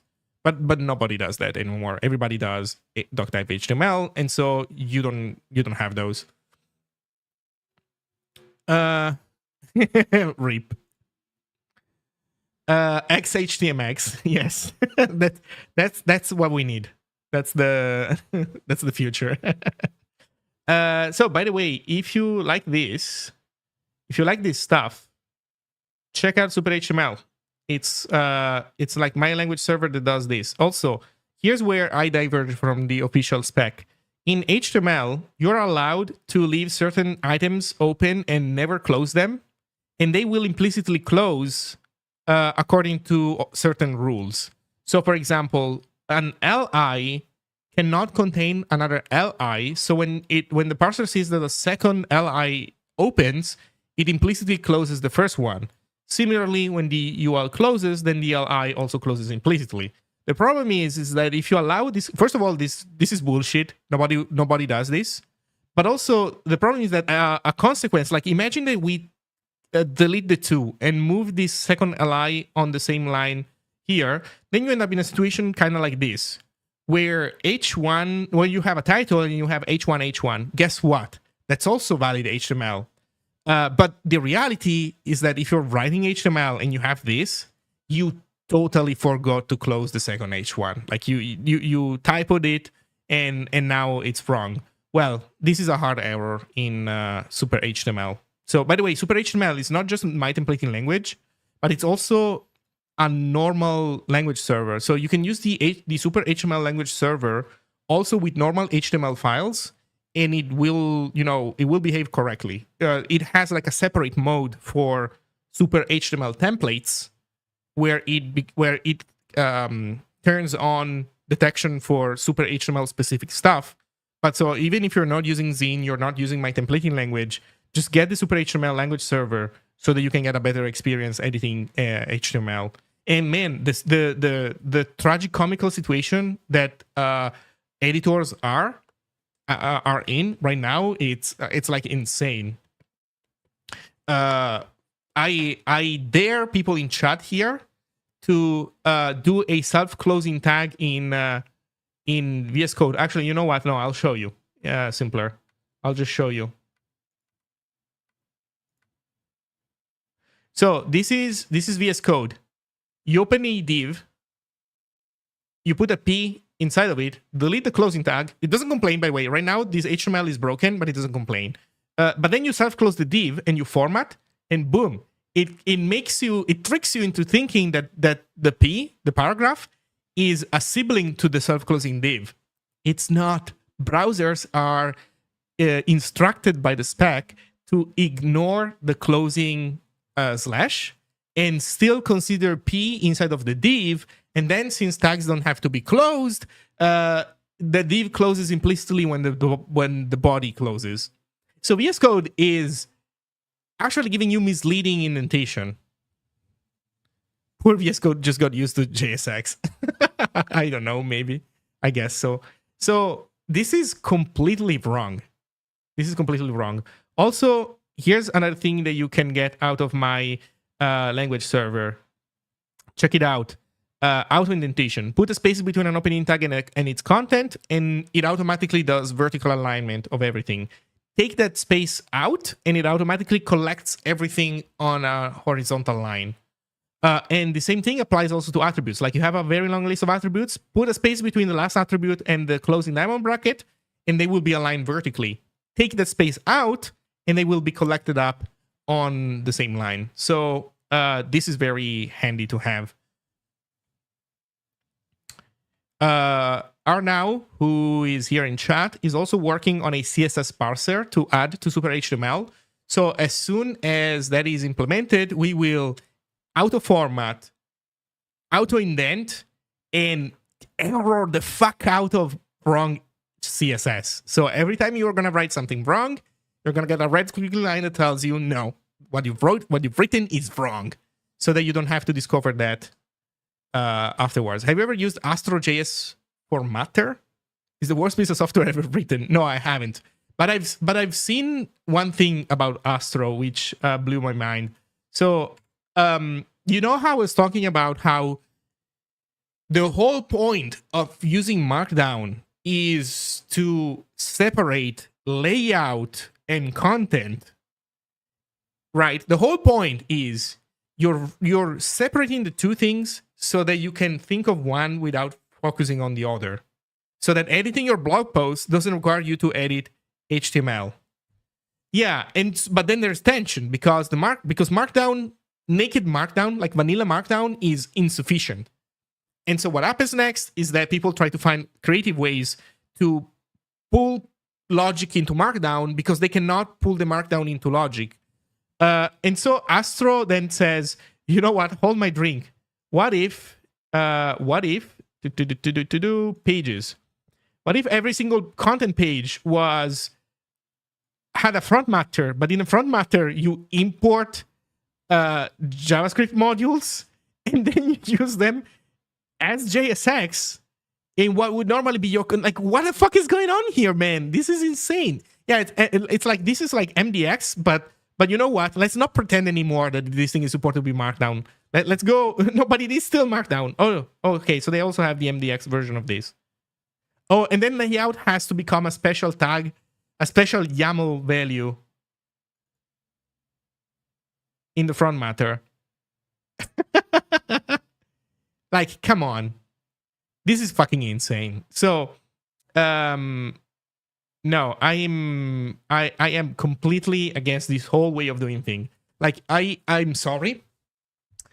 I understand that people. By the way, spoilers. I started with a JavaScript static site generator. That was my first entry into static site generators. I used Gatsby. It's pure insanity. Now that I'm implementing one, these things are so fundamentally flawed because ultimately there is no structure, there is no rhyme or reason to what you're allowed to do. But second point, they are inherently slow. Yeah, it was a long time ago. It was many years ago. Then I moved to Hugo after that and never looked back. But they are so wrong because they allow you to create data dependencies among within everything. Like your entire website is a huge, net of data dependencies between everything, and the system doesn't have a way of keeping track of these things in a rational manner because you're being given too much power.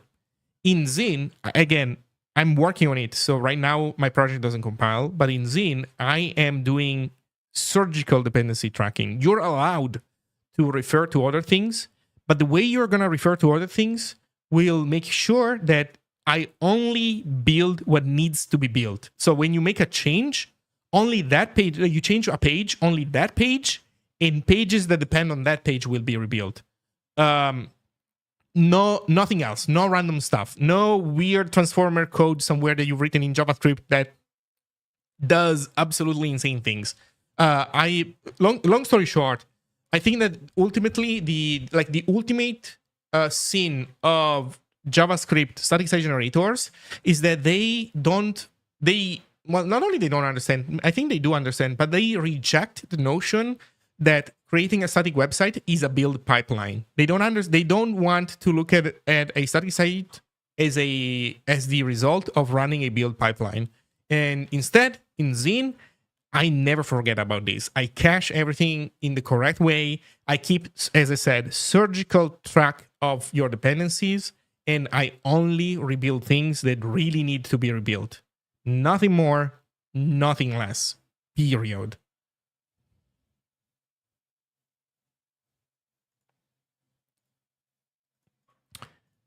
Let's see. The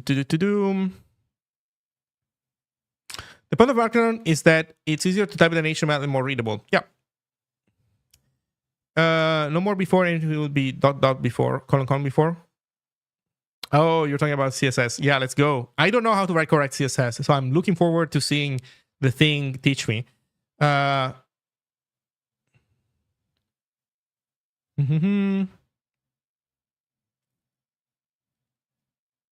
Have you seen these? This is Peak Web Dev.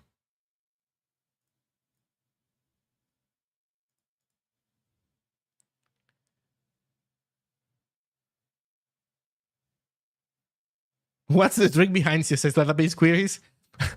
I don't know. I don't know what the trick behind CSS database queries is. I don't know, man.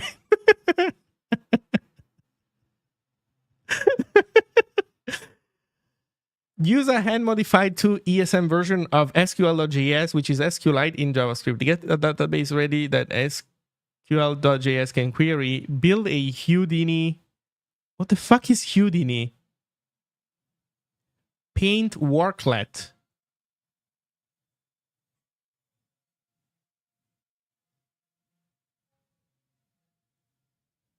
What's Houdini?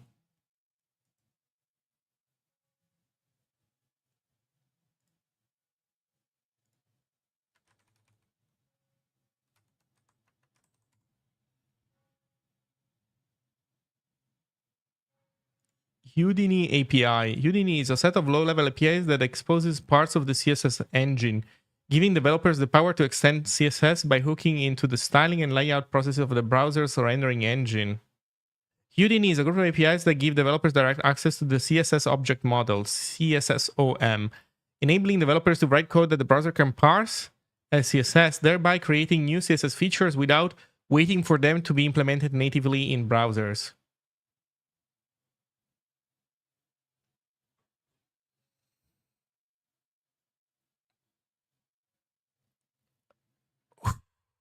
Okay.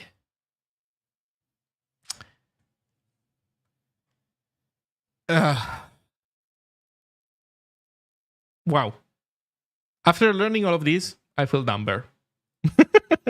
So let me get to a building state, and then I can show you how fucking good Zine is. And by the way, I'm like, I don't know if I'm gonna make the best static site generator ever, but I'm gonna make a static site generator that's gonna be good enough for me. And let me tell you, Hugo is not good enough for me. None of the ones that I've tried is good enough for me. So we'll get there. We'll get there. And also, okay, one final comment on the Markdown stuff. I know what the optimal solution is when it comes to this stuff. I don't know yet how that looks like from an implementor's side.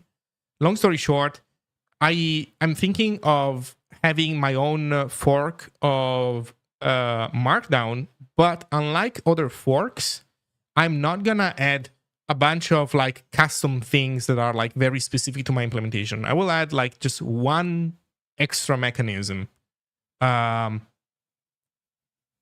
Markdown, just one thing basically, and that's gonna be it. Everything else will stay the same, or or pretty much that. The problem is, I don't know. I guess the problem is, this is what the solution will look like from a user perspective.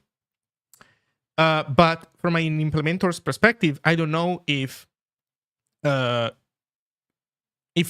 specifically is the correct language for that, because Markdown has it's fucking awful to parse, because there are a lot of like minor decisions in how Markdown works that make parsing it very, very painful, and sometimes also kind of like confusing, both for people who have to type Markdown and for the parser in a sense.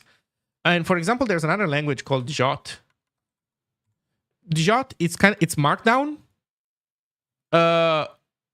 It's Markdown, but without the insanity. So like a lot of things are like way more clear in the Jot. And so you can look at the syntax. Like the syntax looks mostly like Markdown. There are like minor differences in what happens when you start like you do like nested things, complicated things that in Markdown are kind of ambiguous, and so like you're kind of unhappy. You know, when in Markdown, for example, you like you want to do bold but also italic, and so now it's like star star star, but then it's unclear when things go wrong in certain situations. And so the Jot kind of solves all these problems, and I believe it should also be way less problematic to parse. But I haven't written a parser myself, so I cannot state that with full certainty. But also the fact that it doesn't have a C implementation of its parser and only has like JavaScript, Lua, Prolog, and Rust, that's kind of a smell. But at the same time, I would plan to make my own in that case. So I would say that from an implementer side, there are some questions open still. But I feel like that the general approach that Markdown has to things doesn't require a lot of hammering to be improved. I think that people look at this problem in the wrong way. There was a discussion on Hacker News a while ago. No, well, not even that while ago, like recently, where people were looking at, you know what, I'll share it also in chat here. Where people were like looking at, so this was a blog post of somebody that prefers restructured tests to Markdown, and they were making their own argument on why they prefer one thing over the other, blah blah blah, and then there was like a lot of discussion around this. I really think that most people look at these file formats in what I personally perceive to be the wrong way.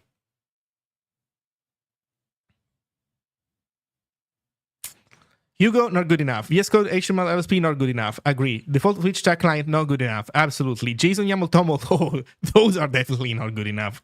I would agree. You know what? I would say also that Ziggy is not yet good enough. I like what I'm doing with Ziggy, but it needs a second design pass. There are some kinks that I need to work out. By the way, for the people who don't know here, as part of my work with my static site generator, yes, I'm making my own templating language. That's a thing. But I also have my own data serialization language. It's called Ziggy. I don't use JSON. and I most certainly do not use YAML. So stole PKL from Apple. Nah. This doesn't look like PKL. I also have my own template. I also have a schema language, nothing to do with PKL. PKL is so overly complicated for what I need. For what I need. I can see PKL making sense in certain contexts, but not what I'm going for with Ziggy. Okay, so there's been a lot of chatting, huh? Not a lot of coding. So I'll take a 2-minute break, just to the bathroom and back, and then we're coding this goddamn ass at collector.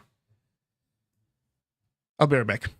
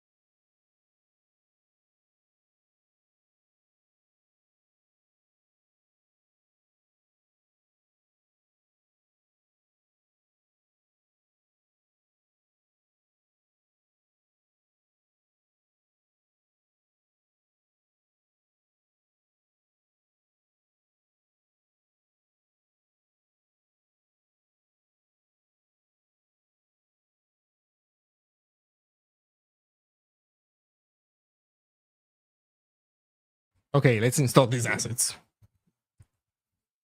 Give me that asset. So, asset list writer. We write down. Where are we writing now? Where the asset is and where it should go. That's perfect. Now we are tasked with returning a URL path to where the asset is gonna be found, and that is a much more complicated story. That's gonna be a much more complicated story. So I guess we need the URL prefix path. Although the URL prefix path,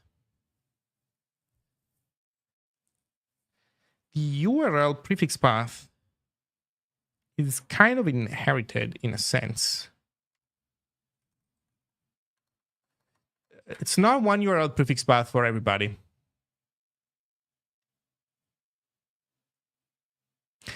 I'm almost thinking that we should bring with us a pointer to the corresponding site or to the corresponding page or something. You know what? Let's implement the simple case first.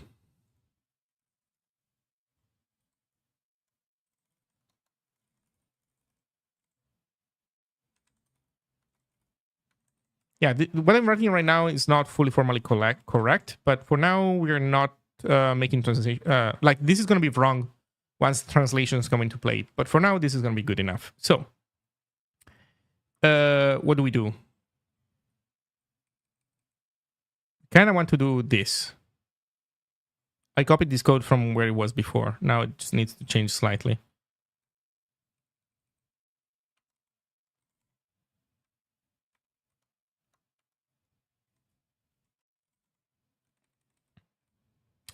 It's going to be starting slash the URL path prefix and then the ref. No, it's not the ref. Because if it's a build asset, Yeah, actually, if it's a build asset, what do we do?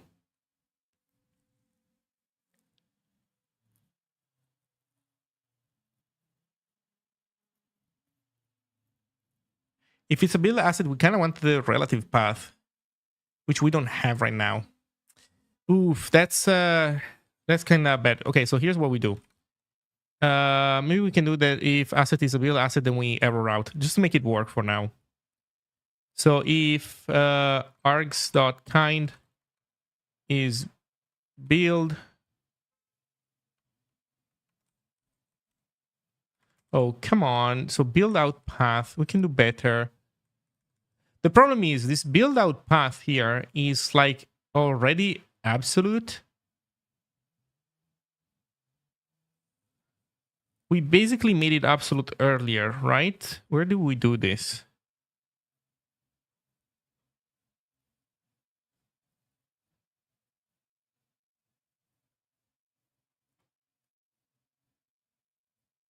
Yeah, we made the path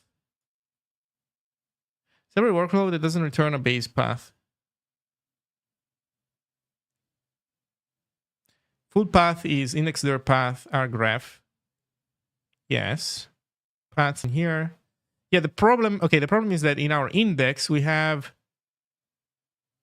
Oh no, that's good actually, because build out path is relative. Oh. And we don't mess with it. We just pass it around as is. Oh, this is good. This is a relative path. Oh man. Woo. So that's a problem that solves itself almost, because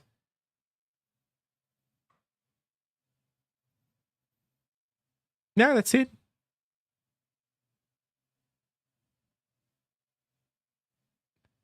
Asset list writer. I think that's it. Basically, what we want here is install path, right?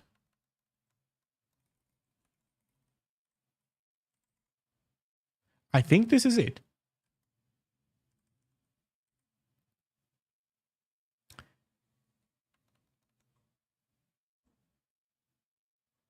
This is actually it. And we can do even better because we can turn these ums into errors that we return.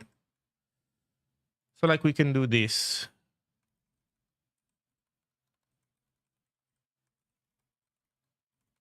Try this. No catch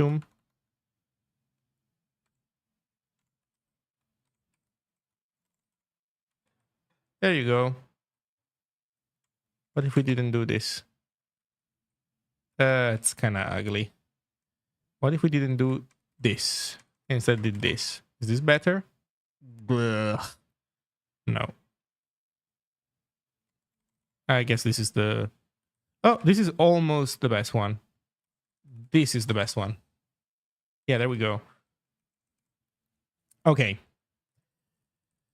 So we can just try. I'm also going to remove all the other catchums from the other ones.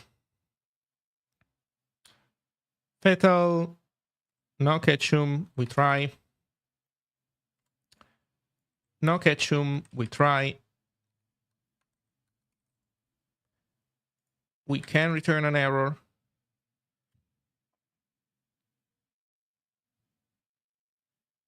No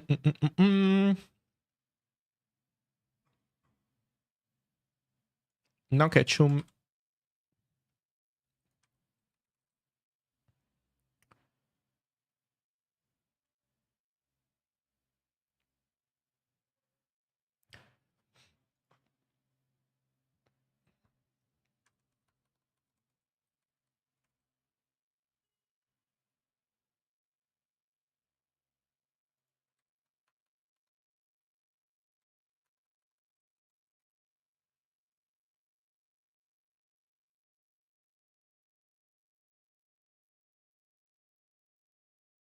Man, I'm gonna make optionals so fucking good also. Right now they're kind of shit, but I'm gonna improve them. I have so many improvements for scripting in mind. So try this. No catchum. Try that. Turn an error. No catchum. Try. No ketchum. Also, oof. Okay, this becomes return value context dot value dot error fmt GPA, and then these two bad boys.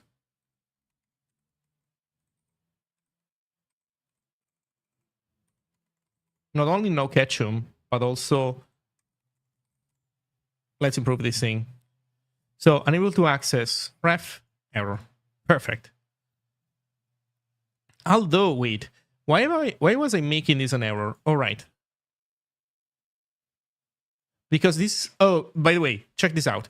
This is where we check if your asset exists, and if it doesn't exist, you get an error. You get a build error that says, sorry, this is the asset that you are looking for, and like maybe like I don't know, access denied, or most probably file not found.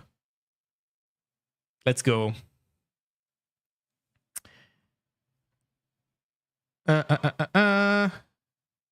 Same here.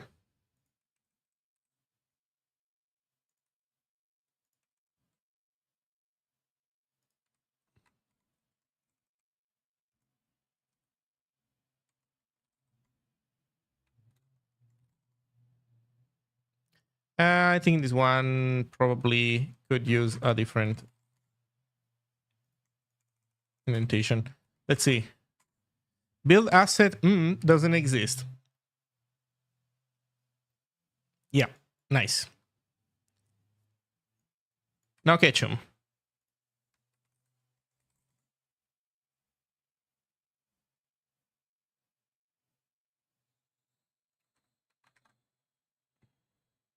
Okay, I think we did it everywhere. Now we're going to utils. We define we define host extern to have a fetch function that returns also an error. The error needs to be defined, of course. Yeah, fair.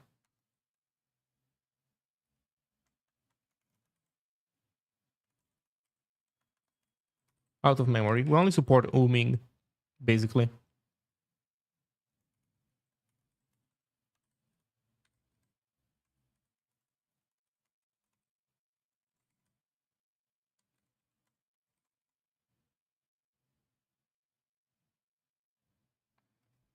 How is the transition from Rust to Zig?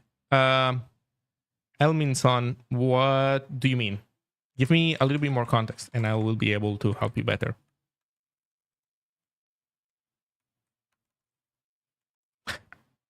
Actually, this can be, I think, left unspecified, and it's going to be good. No, because it's going to, well, will it coerce? You know what? Let's see if this coerces or not, because I'm not sure if it does either way. So this should be actually better, much better. So let me think.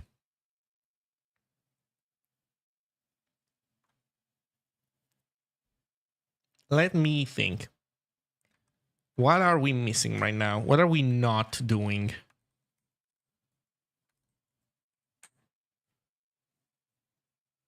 What are we not doing?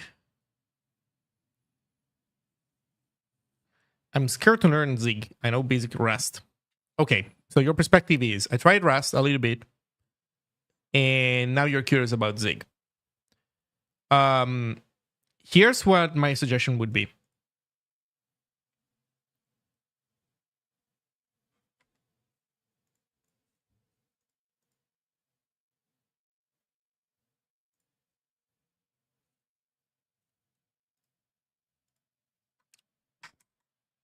Do Ziglings. See if you like it. Decide from there. There's more learning stuff on the website, but like just straight up start with Zigling. And use that as a way of deciding if you want to invest more or not into Zig. Like very easy peasy.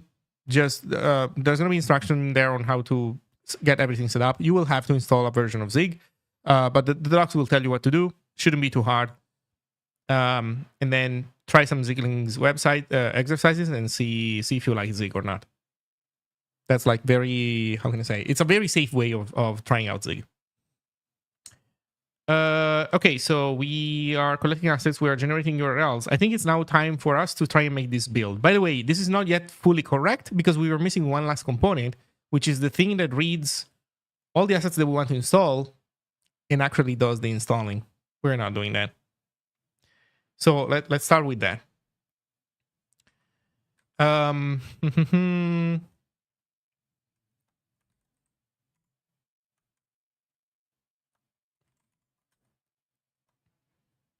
Okay, switch on type, build asset in content 275. Oh, we were already kind of there.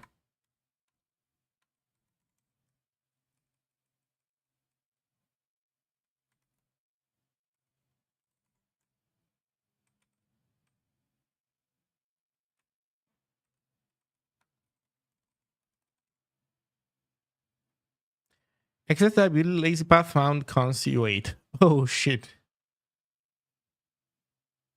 Right. That's a good question. Are those file arguments?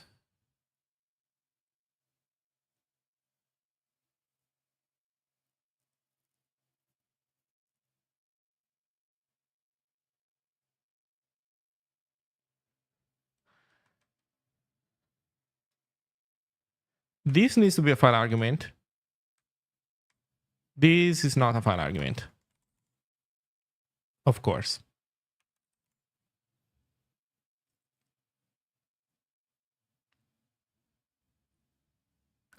Rich and reachable code. I'm asserting that something is a lazy path. Right.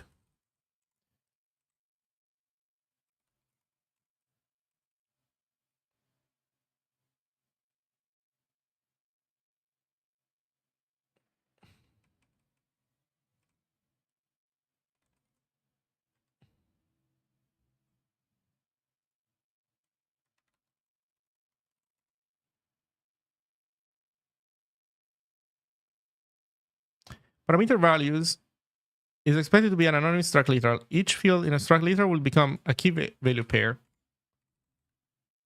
The value of each field is expected to be a build asset.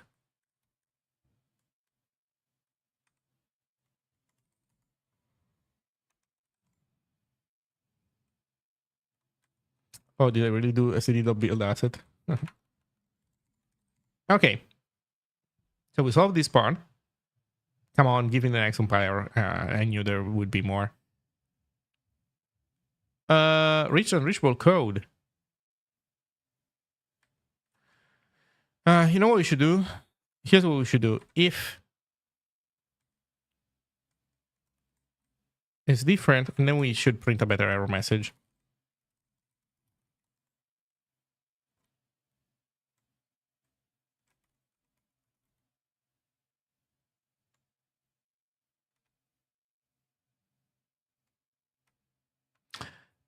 So field. Okay, field. Past.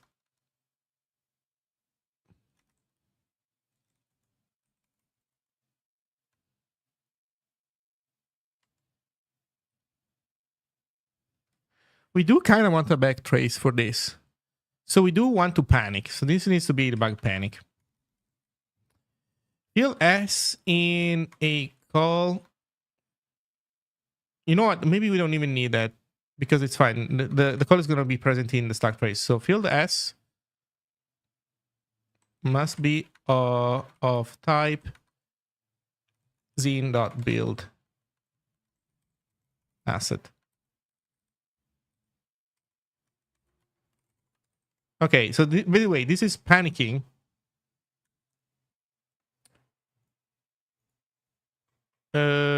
Oh, what am I doing here?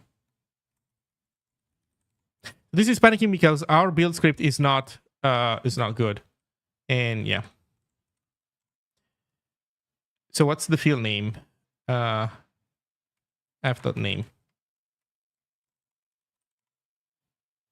Give me the nice error. Panic. Field foo must be of type z not assets. and it points at where I do things. So this is nice. This points at our build script. So now we know that we need to go fix our build script. Oh shit. Well, right. The problem is that this type right now needs to coerce. Man.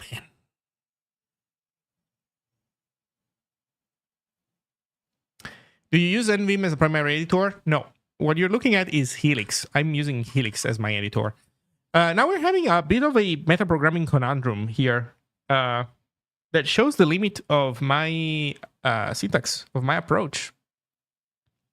Because V is not a build asset right now. V is like... it's like a cat. Yo, Reawaken Games. Thank you for the $75 to the CSF. Thank you very much. Thank you. Thank you. I hope that you're enjoying Zig.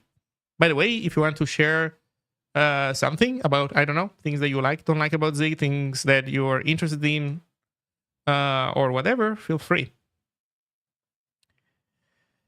So my build asset, I guess the question that I want to ask myself right now is, can that thing coerce?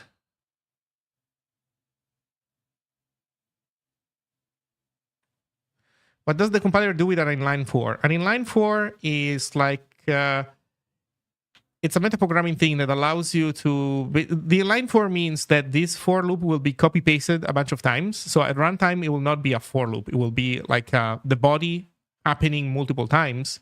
And in this case, it's going to be the same code for each field of the struct that you're giving me.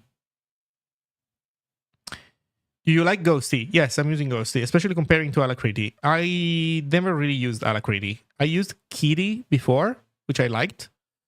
But yeah, I think there's a peer type resolution built in. Let's see if we can use that one.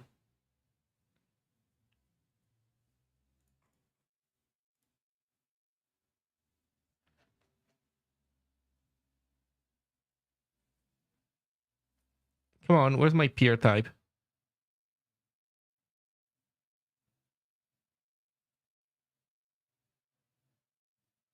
Panic, poop, pop count. I was reading it, poop count. Prefetch, pointer cast, rem, select, set cold. Am I dreaming this? I'm not dreaming this, right? There is a peer type. There is a way of looking at peer type resolution for things. I know that I'm not making this up. In from pointer. Okay, you know what? Top to bottom. Let's go. Address space, add, align as atomic, bitcast, breakpoint, byte swap, reverts, offsets of, include CLZ, compare, constcast, embed file, enum from this, enum from that, fence, field parent pointer, has decal, has field. Oh.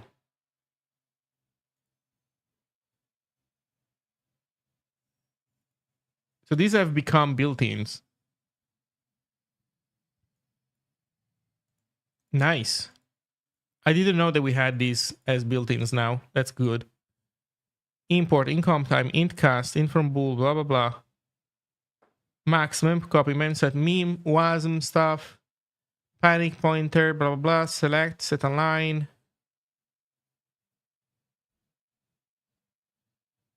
Tag name this, drop truncate, type info, type name, type of.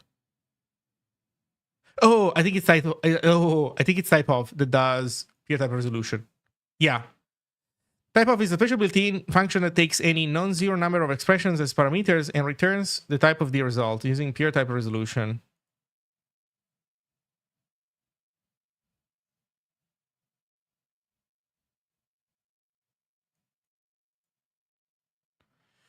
So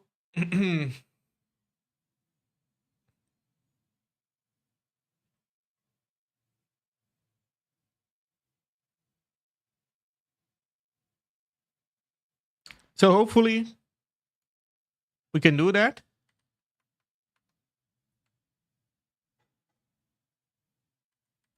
Although I don't know what the failure looks like, because if this fails, this is going to be a built-in error. I'm not going to be able to do anything about it. Ah, that's so annoying.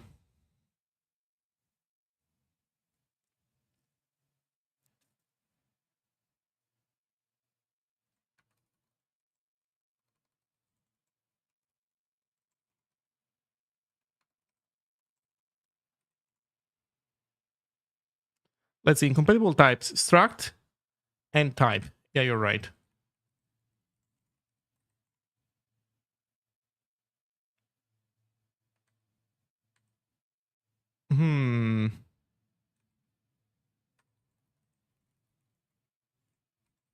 Okay, things are getting weird. Incompatible types, struct LP and build asset. So that doesn't even work.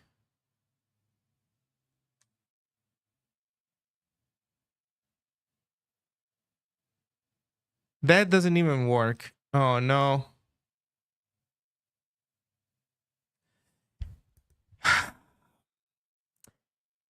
The day I complicated this thing is the day that I messed it up.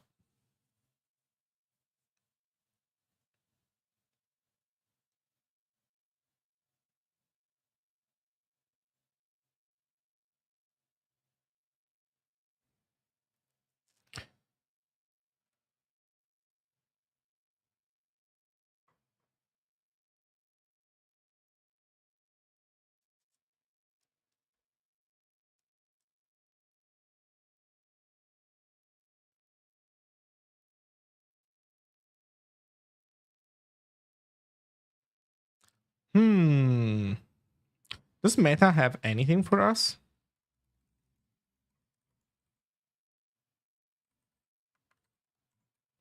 String to enum alignment, child, LM, sentinel, container layout, declarations, declaration info, fields, field info, field name, tags, field enum, decal enum, tag, active tag, by name equal.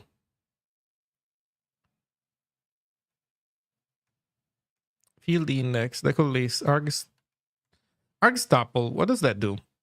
For a given function type, returns a tuple type which fields will correspond to the argument types. Oh. Tuple is error. Yeah, no. Meta has nothing for us.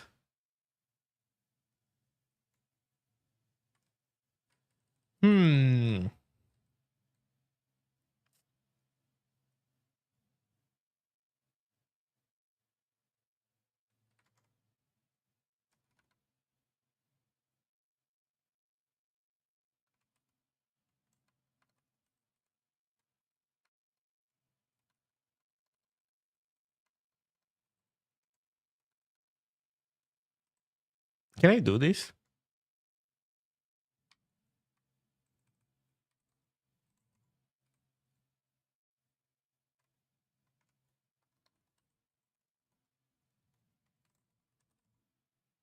What does it look like if I do this? So this should now succeed because... Okay, so we got past that part. What does it look like if we have something weird in here? Let's say that this is LO.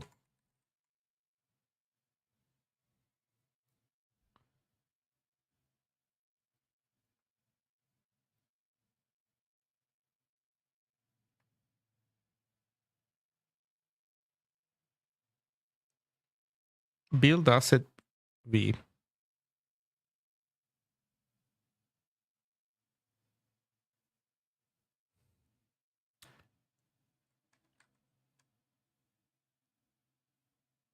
I think we need to change this somehow.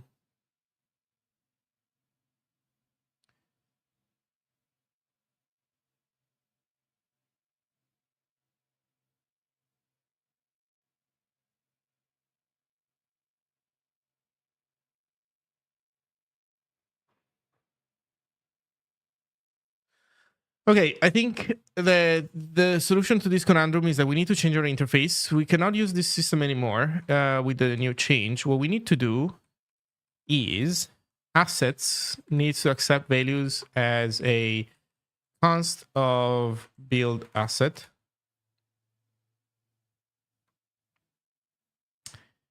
And then instead of in line 4, we add these assets.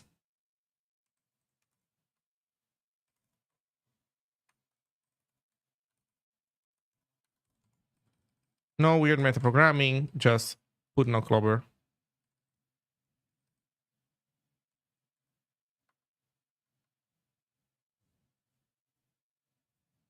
And then we also give this guy a name.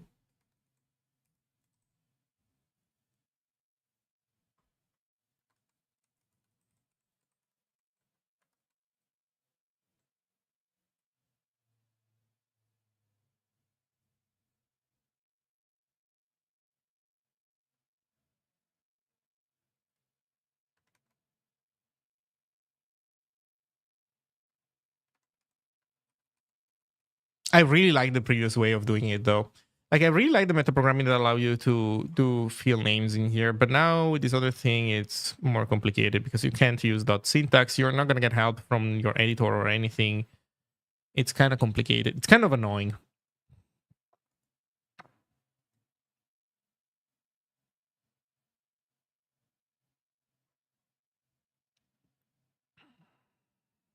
Yeah.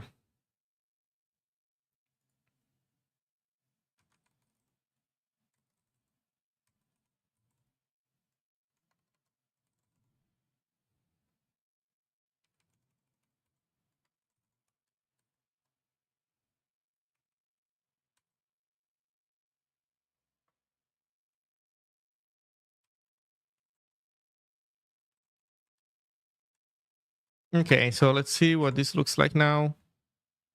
Yeah, type const build asset does not support initialization syntax. So you need to do this. And then you need to do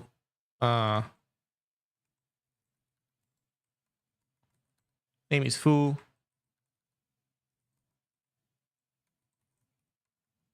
Or what if I do .echo like this?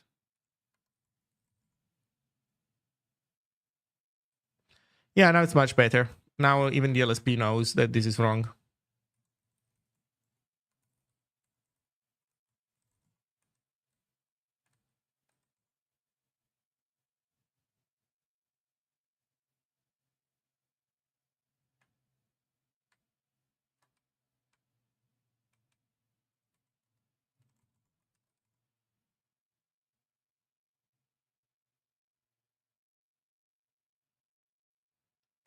Okay, now we're back to fixing other problems. Index assets. Expected union type found void. Wait, what? Delete tree doesn't return. Oh, there's a try also. Okay. Was messing with this code earlier.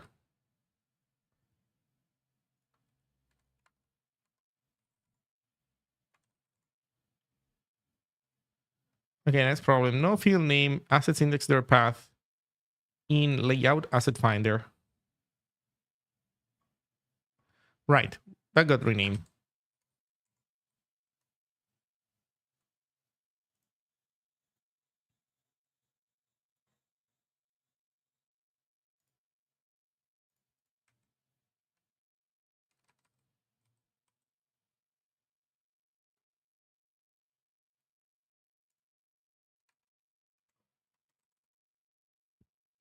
There we go.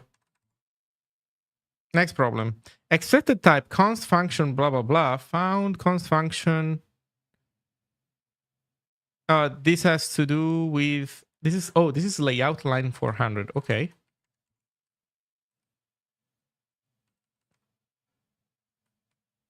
Oh no, what error are we returning that is not buff print? What do you return? No space left. Why am I doing buff print here?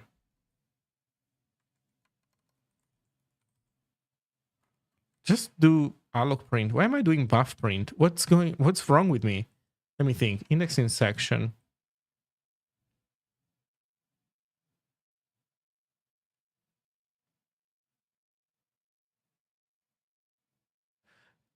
Oh, it's because I'm making a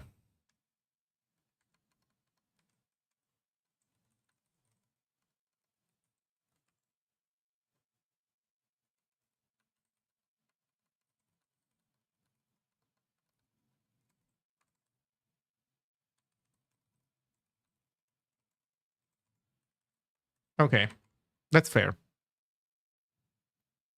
Now we're getting into other juicy things. So context 368.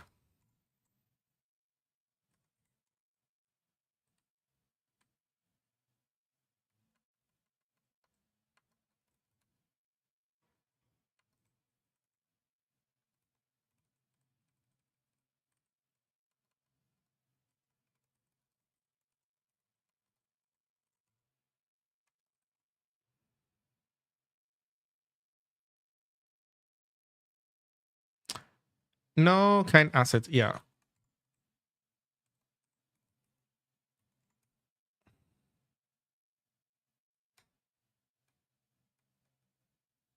What? Oh, I never saved this file. I think that's the problem.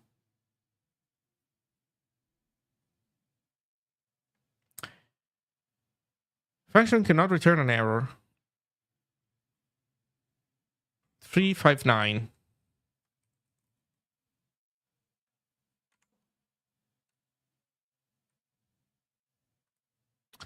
Ooh, next is not expected to return an error. What?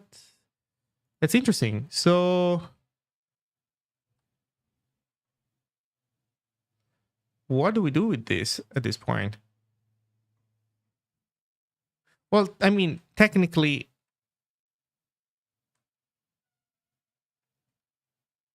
man, next doesn't have the ability to error route. That is interesting. Okay. We can catch panic for now.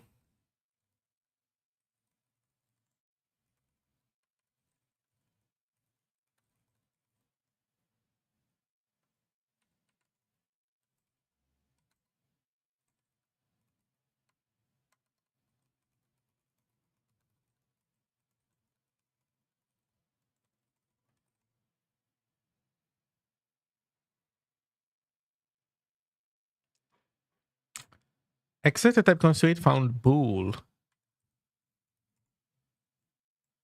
Asset line 92.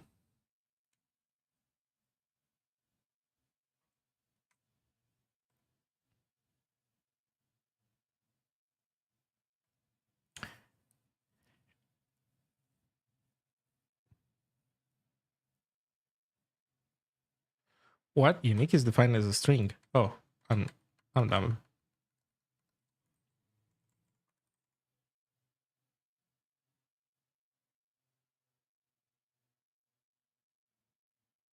Okay, we're getting better. Let's see what the problem is. Script result type mismatch. Var. Oh, we're doing state.static. Static doesn't exist anymore. Hey, Reaper Crew Green. Hello. I've made it, been sick, so yeah. How it goes in? Pretty good. Pretty good. I'm almost at a very nice point. I'm overhauling the asset system completely. And this, when this lands, is gonna be amazing. Like, this is gonna be, no joke, the best asset system that any static site generator has. No fucking joke. Okay, so static doesn't exist anymore. And where do we have static? This file was not saved. I think that this file had a bunch of references to static. Let's see what the next problem is. Site.asset. Type error. Unable to... Check this out. Check this out. Check how sexy it is. Error message. Unable to access style.css. Error. File not found. I am trying to link in a template to a asset that doesn't exist. Well, the reason why it doesn't exist in this case, it's because this stuff lives under static, and we need to move it under assets.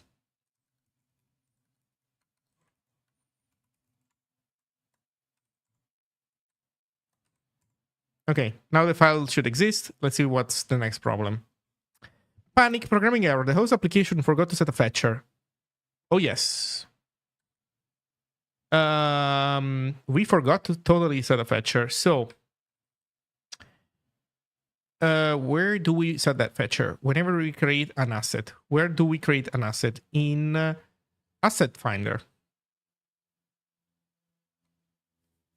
More than a fetcher, I should say an extern. So let's go into utils. Forget to set an extern.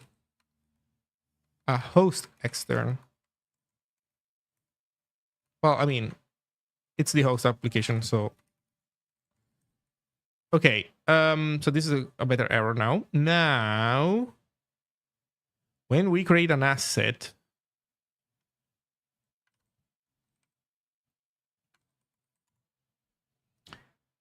page loader, page finder, asset finder. There we go. Now, asset finder needs to be able to set in assets also the collector.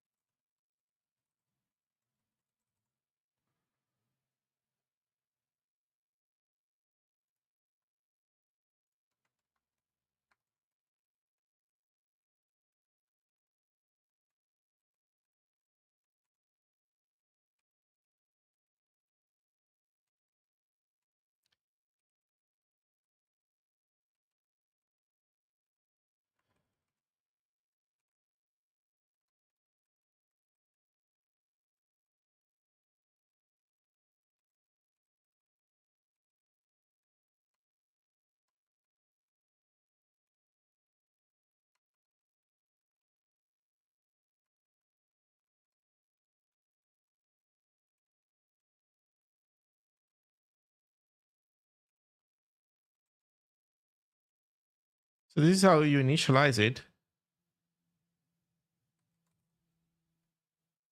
Perfect.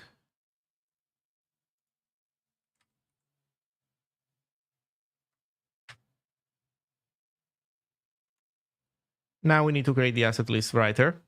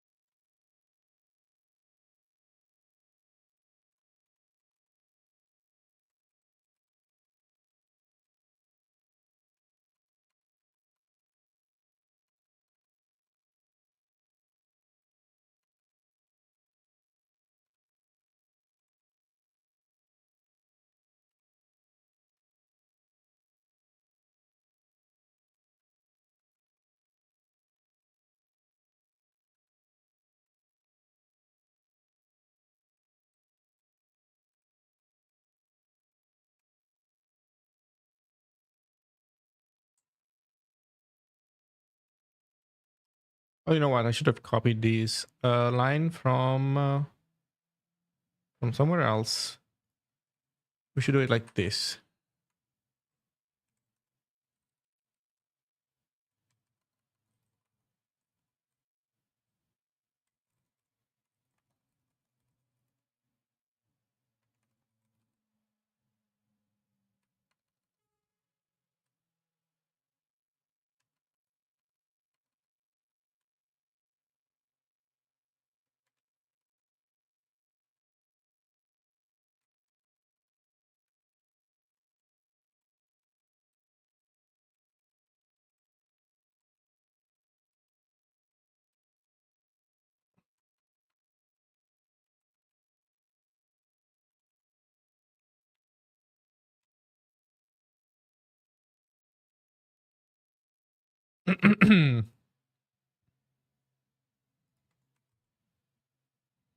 Actually, these defer close. They're meaningless.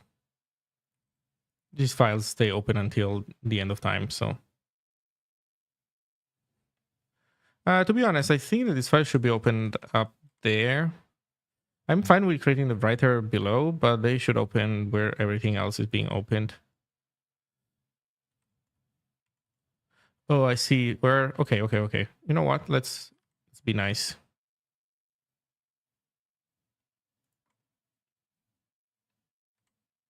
Asset list file writer.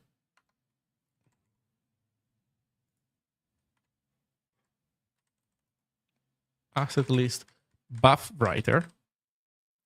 We create here.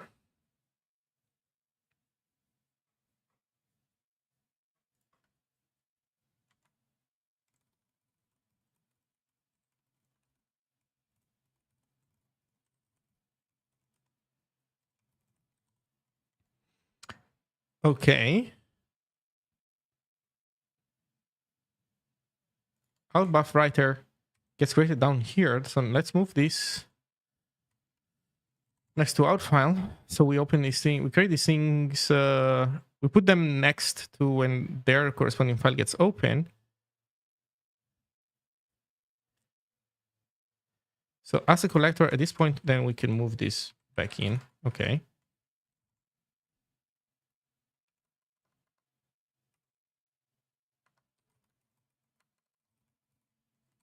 Host externs.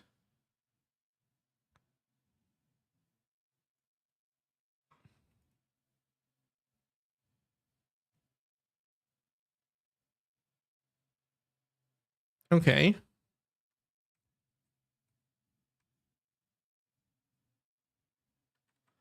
I'm writing a new line in the depth writer at the end. Wow.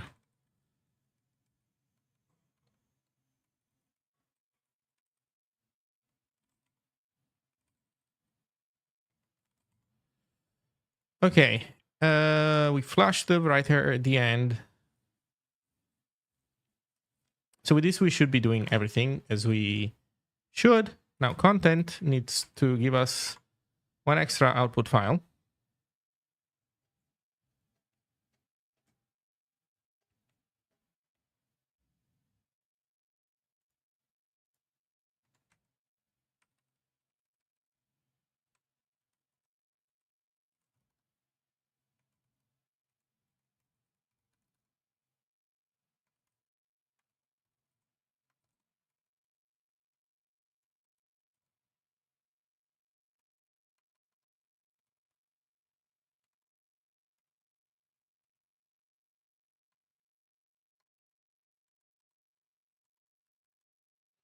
Now what do we do with this as the list? Let's call them collected assets. So what do we do with collected assets? So collected assets. I guess for now we do nothing. You know what? Let's stop here for a moment. We do nothing with it. Let's see what happens for now.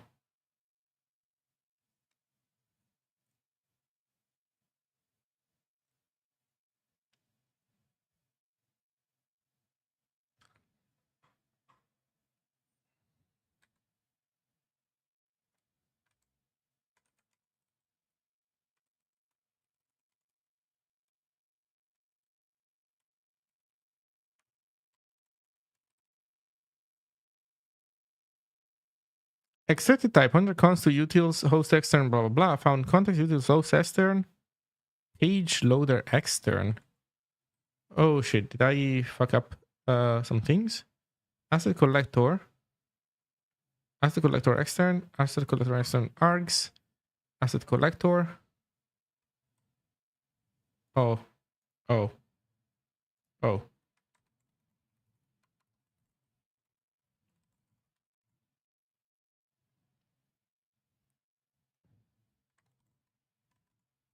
Yeah. Okay, it's expected const, blah, blah, blah. Found something else. Layout 593.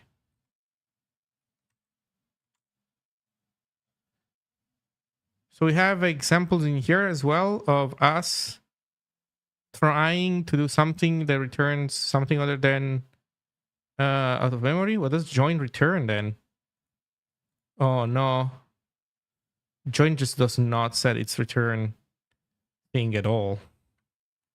Okay, I think that join is probably a little bit problematic. Let's try to set it down.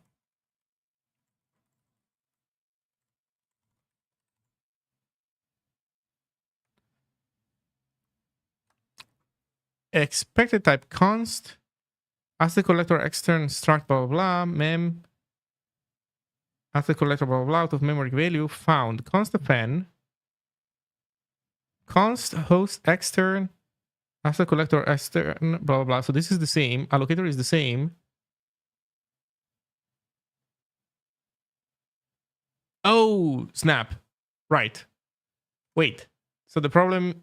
I probably don't even need this. The problem was the void. Yeah, I changed this thing. Now I return a value. Okay, we're getting there. Now fill in asset.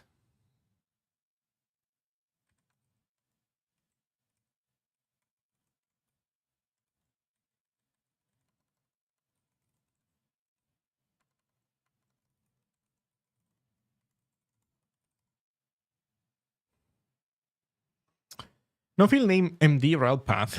What? 615. Oh no, where did I leave that? Oh.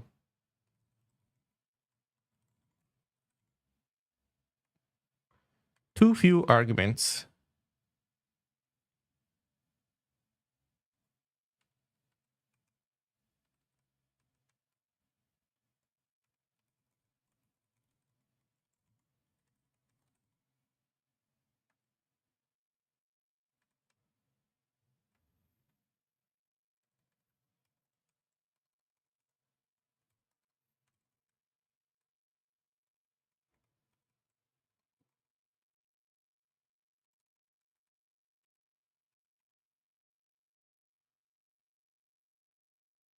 Okay, we got a failure. Why? Programming error. The raw application forgot to set an extern.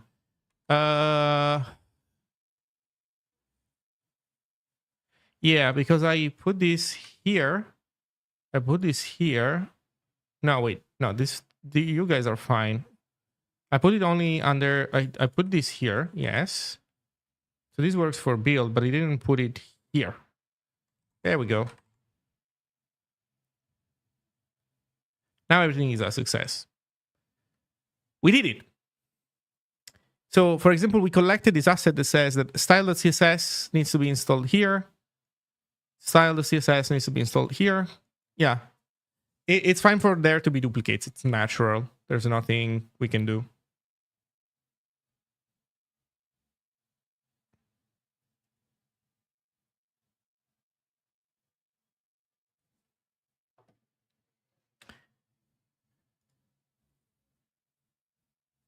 Everything works. We're missing the last piece, the tool that actually does the copy, because that one is not implemented yet, but it's like very trivial. It really needs to read these things and do update file. And that's it. So let's implement this. And then I will be able to demo how cool this system is. Holy shit. Okay, new file. We write it under exes, and we call it collect assets, copy assets, update assets. Because we're gonna use a bunch of update stuff. You probably want to copy some logic from this other guy. On the GPA, we want to skip one argument. And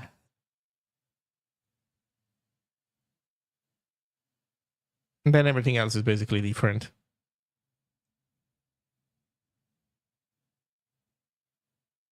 Well, not exactly.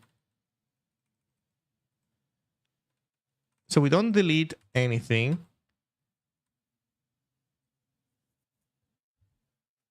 So this is going to be It's like from two. So source path.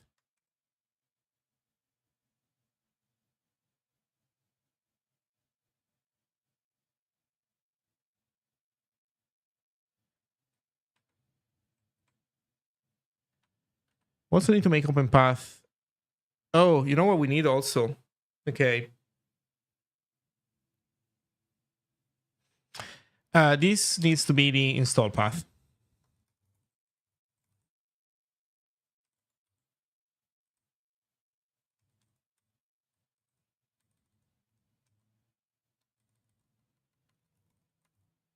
It becomes the install there.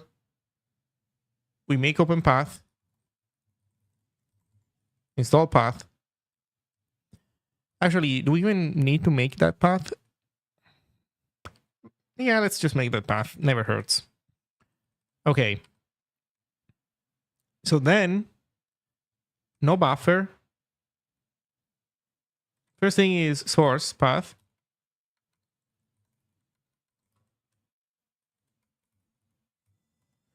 Asset source path.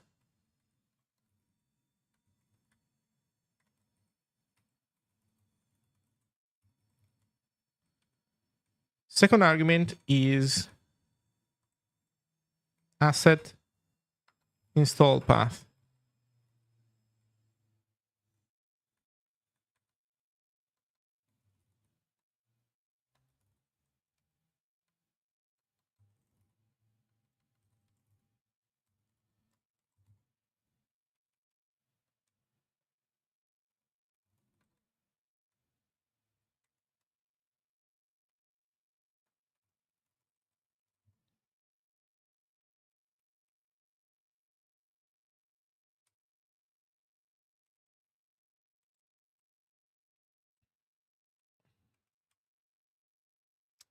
Then, this is gonna be so good. Then we delete everything else because everything is gonna be different. Then here's how it works. We do installer dot update file source path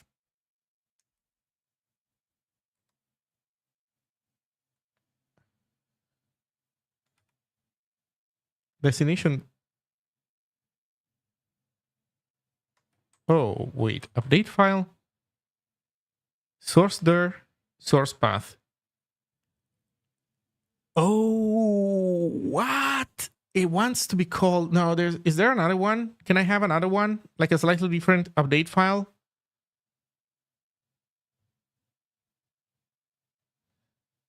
Just a slightly different update file. Oh, god damn it.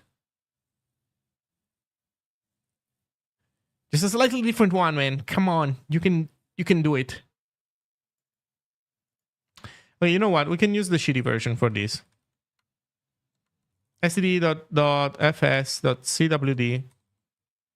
update file to do. See if this can be improved. Not a very precise to do, but yeah. So source path, asset source path, destination there, install there, destination path, asset install path, options.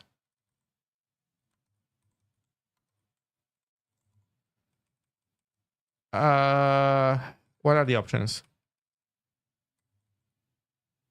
Override mode. When this is null, the mode is copied from the source file. Yes. That's kind of it. This can error out, right?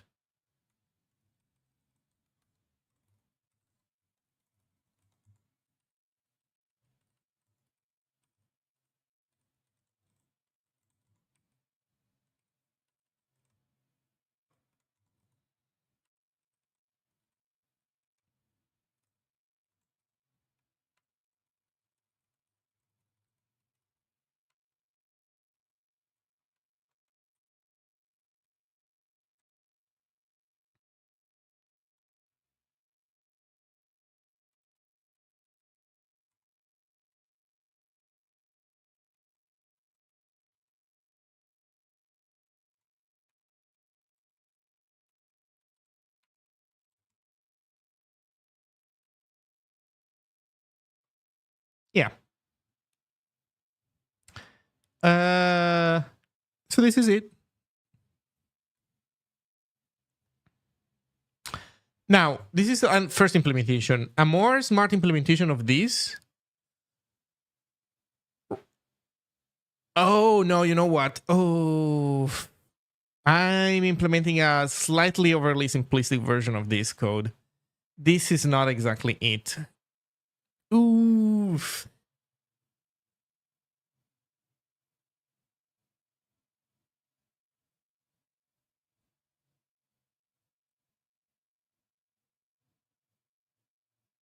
This is a slightly oversimplistic version of this. No, so we need to move some of this stuff in a function.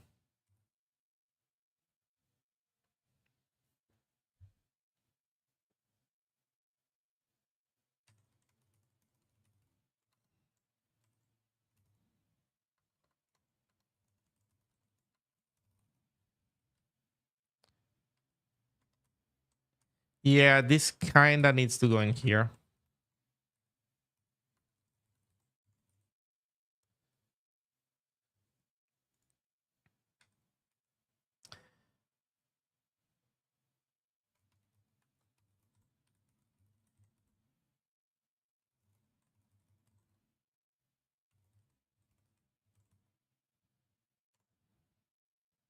Yeah.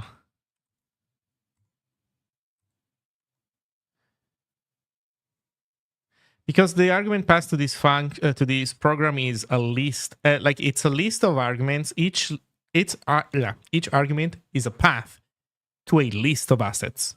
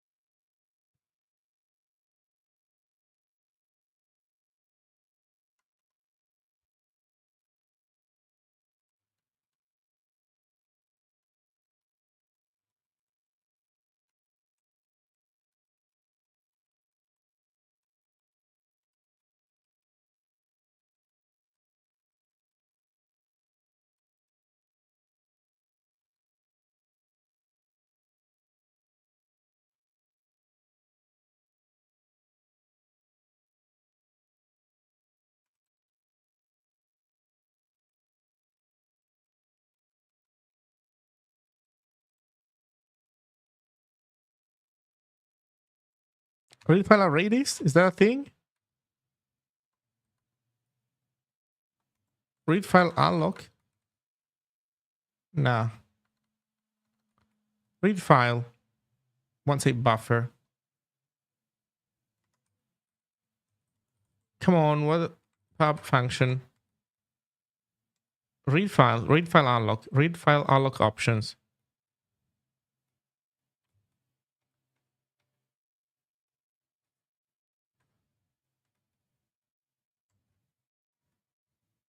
Whatever. Guess we can make an arena for this.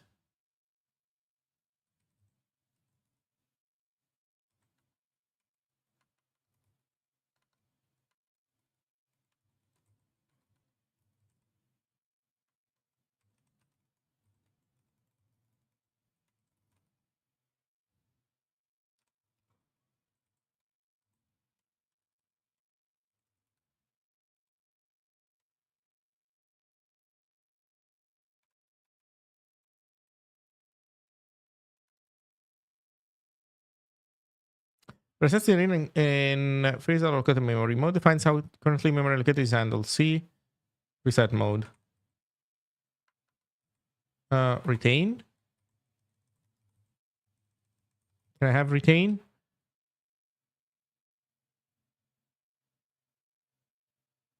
Retain capacity.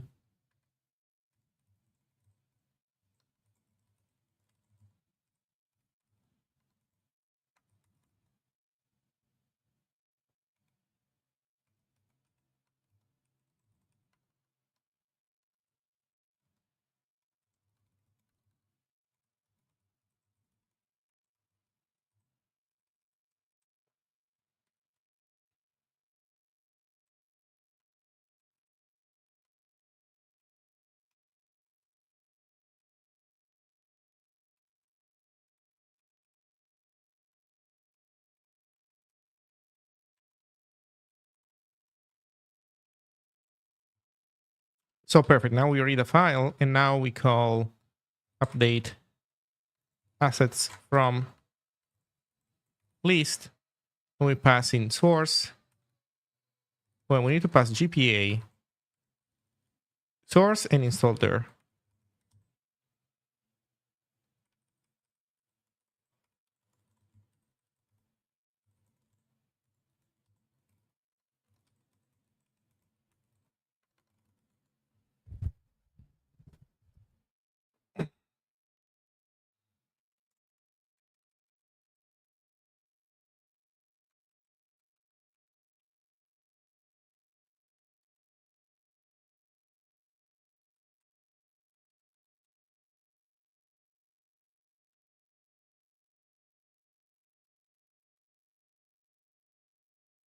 So tokenize the scalar,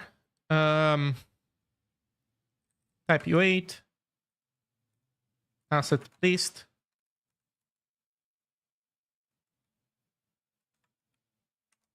split on a new line, quality.next, that's name. No, asset first path. Everything else should be the same except it's IT.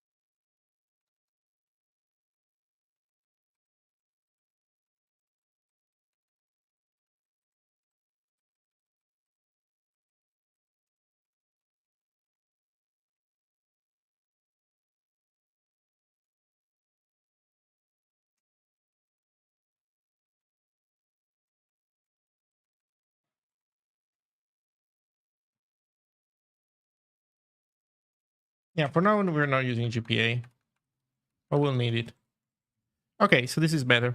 Let's see. Man, I'm having problems selecting my text editor. How did you become determined to use Helix? I want to use NeoVim or Zed, but I found myself to jump between the two. I ended up using Helix because I wanted to learn a model editor, and I tried with Vim, but Vim has keybinds that are very weird and complicated, and I never really got into them. Then I tried Helix, and Helix had two killer features for me. One is that whenever you like enter a mode, there's like this nice menu that tells you what you can do, and the things that you can do in there, to me, seem to make sense. So, for example, there's a go-to menu, and go-to has, well, things that are like that allow you to go to other things, while you press G in Vim, and some of those are like go-to things, some are not go-to things at all, and it was always hard for me to create like a a mental map of what the editor can do. So I ended up using Helix. I also like also, here's another thing. With Vim, you don't have one experience. With Vim, you have dramatically different experiences based on how you configure it. There's an endless amount, a fractal complexity of plugins that you can install and configure and customize. Great. But I didn't want to do this. Helix doesn't have plugins. Helix is like just the stock experience, pretty much, and that's what you get. And it's the Helix stock experience is better than the Vim stock experience. You can get Vim to insane heights, way past what Helix can do. But man, maintaining all that stuff is like, it's a burden. I don't want to do that.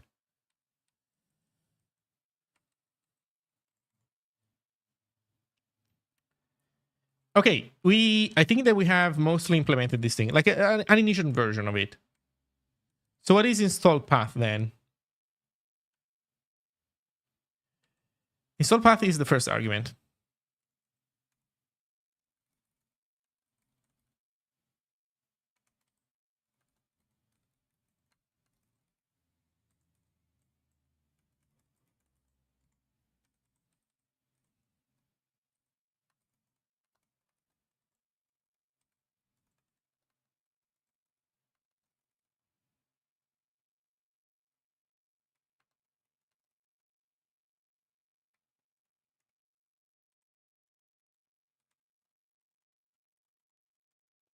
Okay.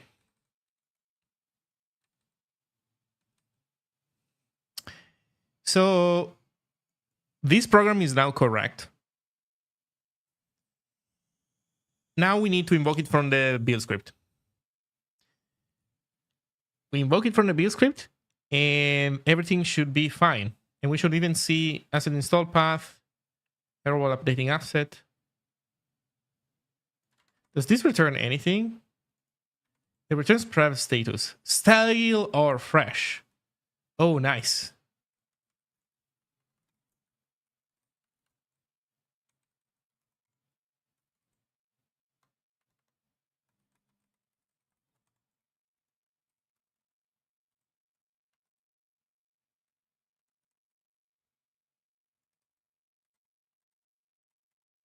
Beautiful, man. This is gonna be beautiful.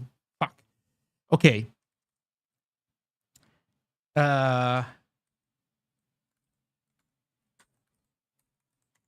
Let's build it. So index assets, update assets.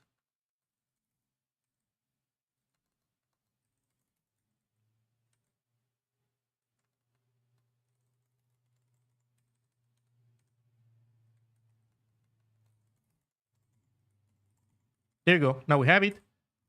And now we need to change content. So now we need to keep track of these collected assets and return them.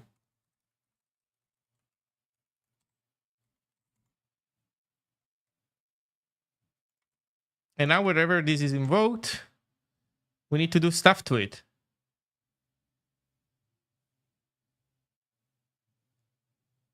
Sections, blah, blah, blah.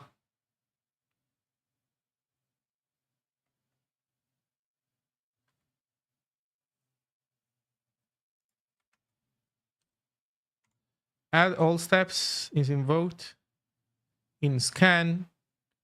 Scan looks at multilingual stuff. Calls all, add all steps, blah, blah, blah. Okay, we need to pass down one last thing. Build time asset, site index.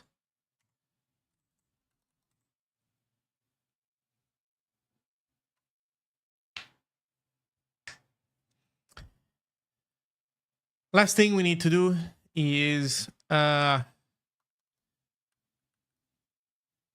const std dot really well asset lists.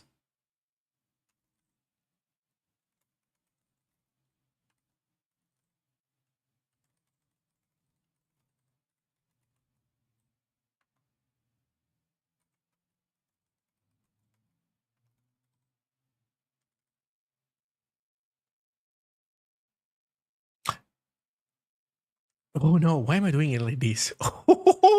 This can be made so much better. Holy shit, this is gonna be glorious. This is gonna be glorious. So here's how it works. We create a run step.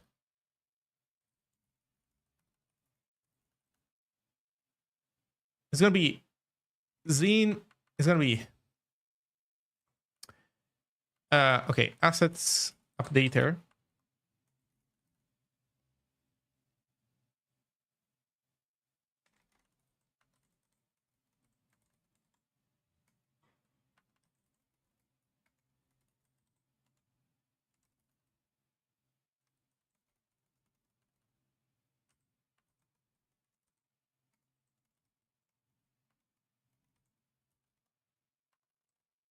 Add run artifact.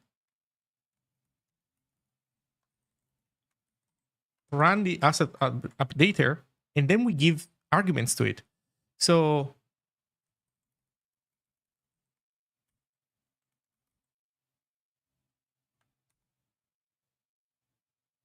the argument that we want to give it is the install location.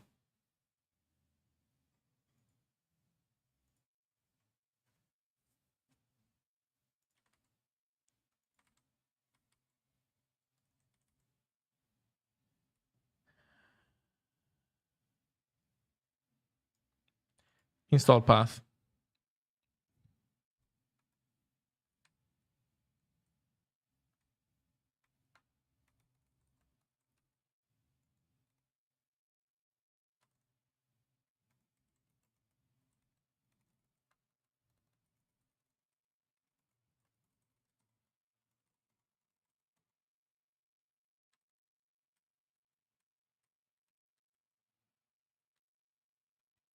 And then we pass this bad boy down.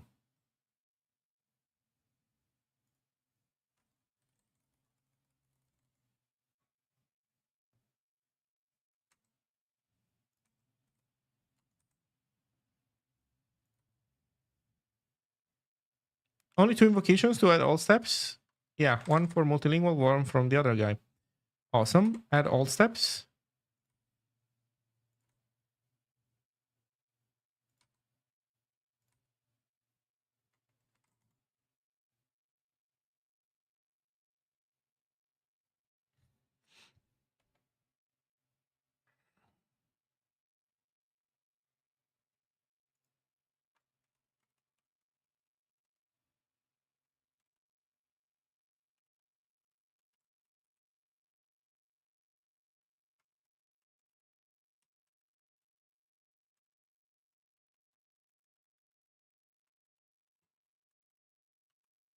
Yeah. Run step. And we do return collected assets. No. Um,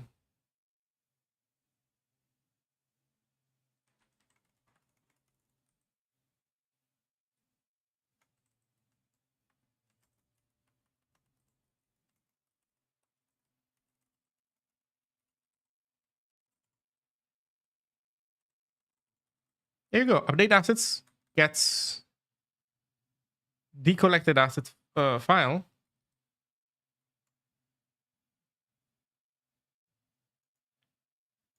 And then running this thing. So what depends on running this thing? The top step depends on this guy. So step.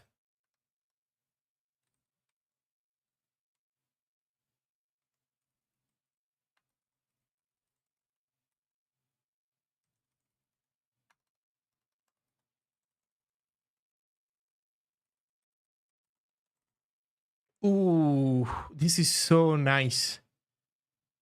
Mwah. This is perfection. So we have wired everything.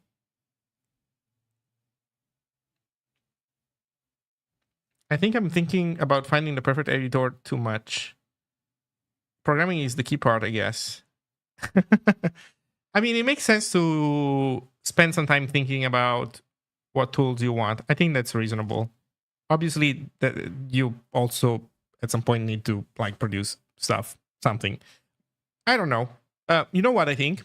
I think that what you need to do um, is kind of. I think the solution to your conundrum is to just uh, say this: for the next 3 months, you're gonna use one editor, and you spend 3 months into one editor, and that's all you use, and you get used to it. You don't cheat. You keep using that one. After 3 months, you decide if you like it enough to stay or if you feel like another editor could be interesting. But then you spend 3 months testing the other editor. So you spend basically enough time to get an past the initial, uncomfortable discomfort of using something new that you don't know how to use, and and then you spend some time evaluating them. Like if you keep looking at them and like just evaluating them, in a superficial manner, looking at features, you looking at the marketing that looks more interesting. I know that you don't think of it that way, but that's what ends up happening when you don't do hands-on time. But if instead you do hands-on time, then you try 3 months, and it's not to say that 3 months is going to be, after 3 months you're going to know everything. Absolutely not. But at least you're going to get past the initial, window shopping attitude. That's my recommendation. Just be a little bit serious about it, and you'll find that you will eventually converge to a solution that it's going to be that you will like. Okay, let's make this thing build because we need to get past compiler errors now. But if we do, I think this is going to work. Use an declare identifier, update assets. Oh shit.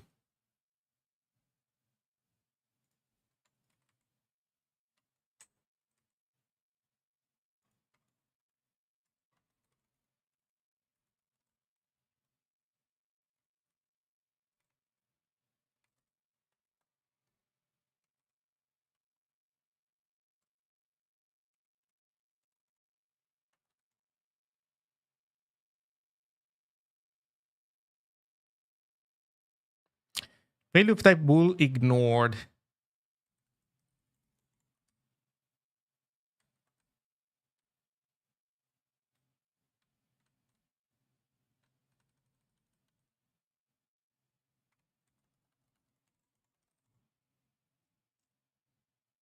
Error union.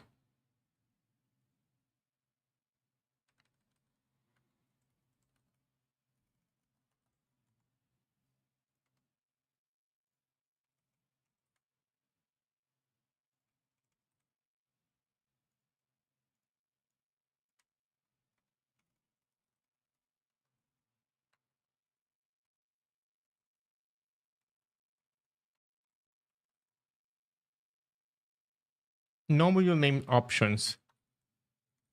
I do care about options.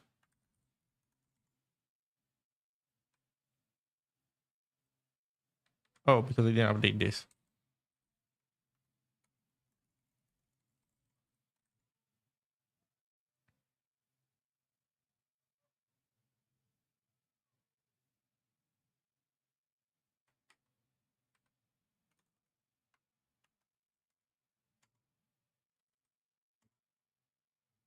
Let's look at some prints.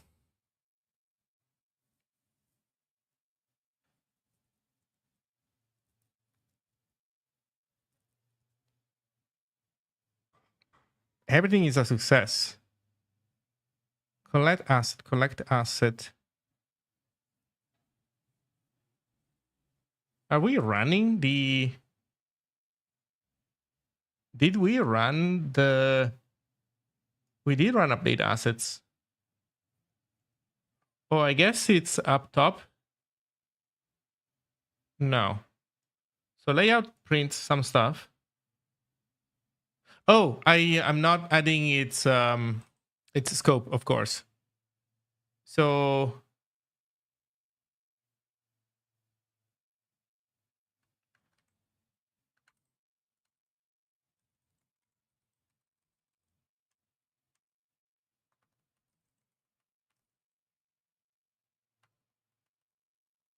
I think the scope should be the same. So this should be assets. And this guy should also be assets. And then our scope can be assets.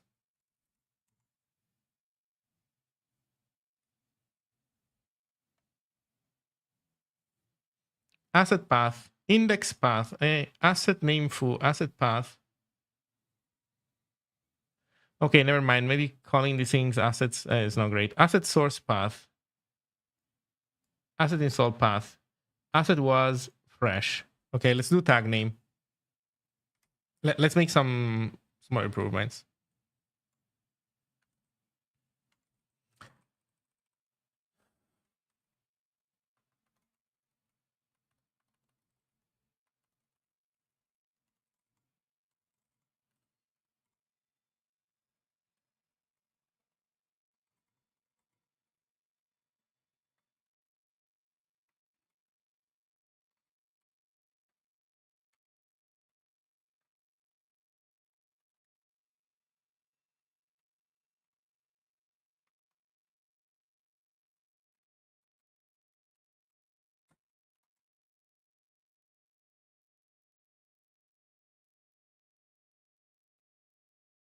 Update assets. Asset source path. This install path. This asset was fresh. So this tries to install style.css a bunch of times.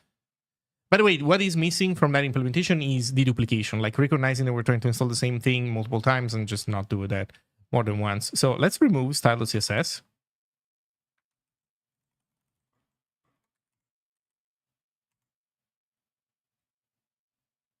There we go. Install path. Asset was stale. So this works. That's very nice. I am surprised though that this runs every single time. Why is this? Why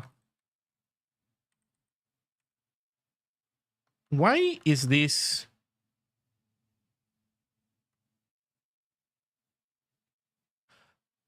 Oh my god.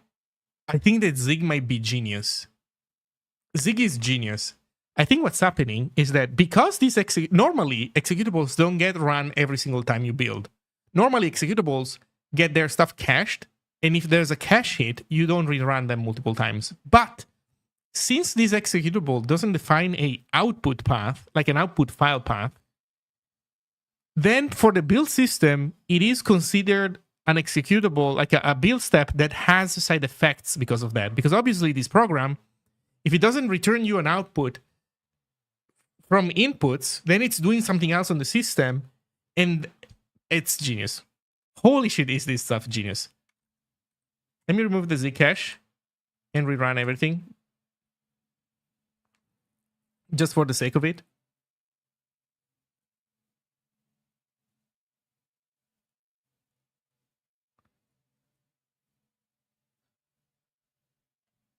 Yeah, everything works.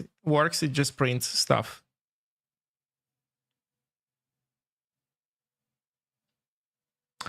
This is beautiful. So now we can remove the scope and we can just do serve. Oh, and also this should be -- summary. I don't know how I broke it.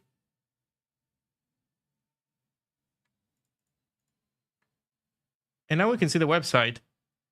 And the website, the fact that it has styling, like the fact that you're seeing this style, it means that installing assets works.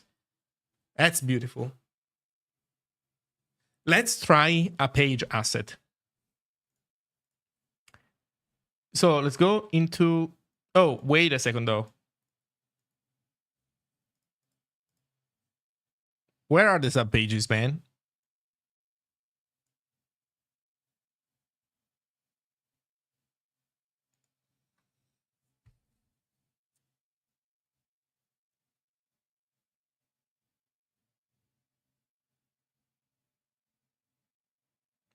So no prev, no next, that's fine.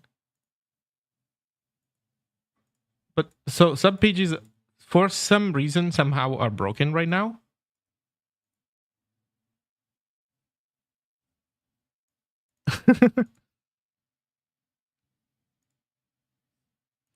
Okay, so here's what I want to do. I'm going to check on that other thing in a moment. But here's what I want to do. I want to go into content/posts.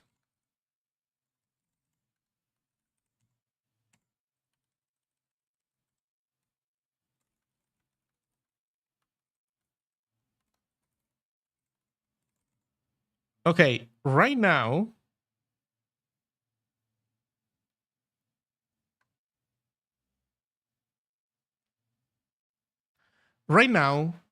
from Markdown, as things are right now, we cannot install assets mentioned in the Markdown. We don't have that logic yet. Or rather, we do have that logic. I regressed it. I haven't re-implemented it yet. But we can go into its template, post, and we can have it do that.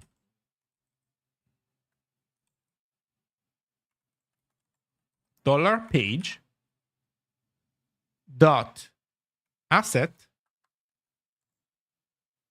I don't know, picture.png dot link. Also, these need to be single quotes. And that is an error. A script related to an expected type. Asset.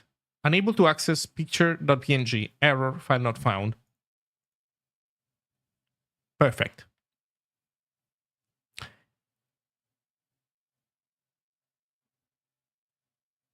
I would say that this should even be a little bit better. Let's improve this slightly.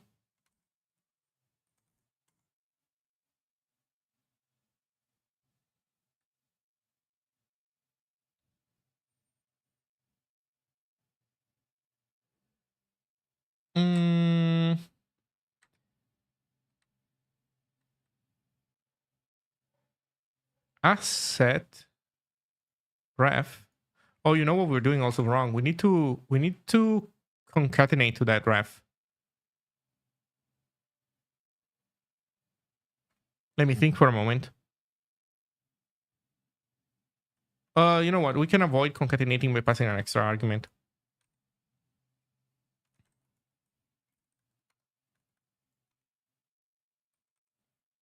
So what does page have stuff for it? Parent section path, no. Indexing section, MD route path. I guess we would want MD route path.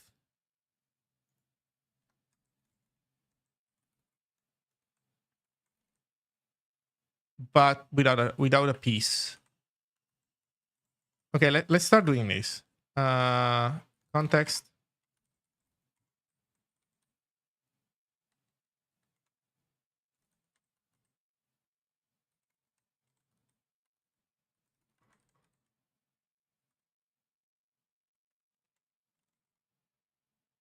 Could be present. No, it needs to become part of the ref. Yeah, there is no way. Okay, never mind. What I'm doing makes no sense. We really need to make it part of the ref. There is no escape.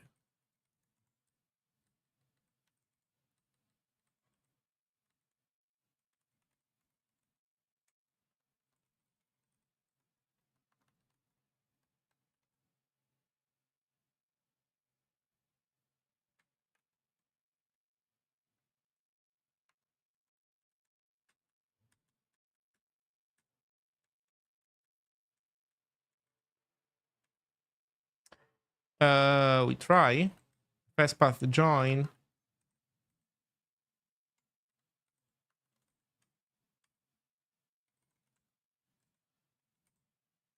So one is certainly S.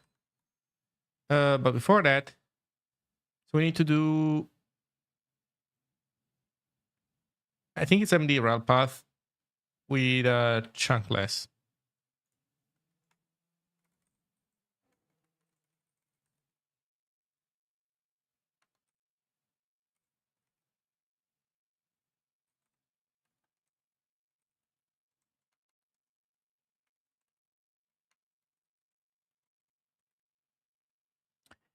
Okay, let's see what function we need. Except join. This designator, resolve. POSIX, their name. Strip the last component from a file path. If the file path is a file in the current directory, no directory component returns null. If the path is the root directory, returns null. That's kind of what we want. I think we can assert it's not null.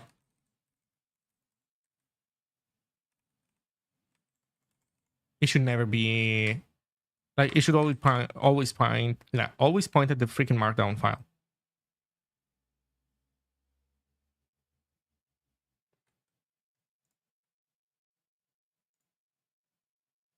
Oh, we failed. First post failed. Oh, right, that's correct. So now we have a different error. Okay, so now the error makes more sense. Unable to access post/picture.png. Error. File not found. Correct. There isn't any. So let's copy.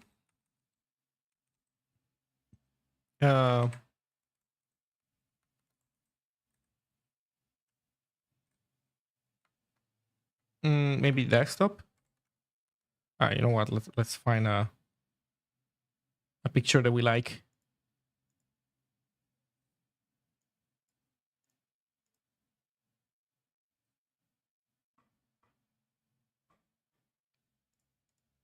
Let's do Suzy01 PNG.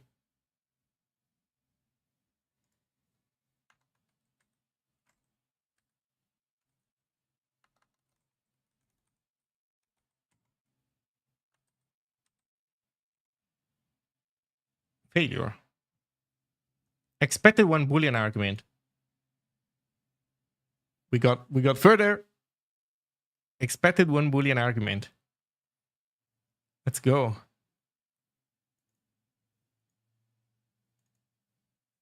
So let's go fix that.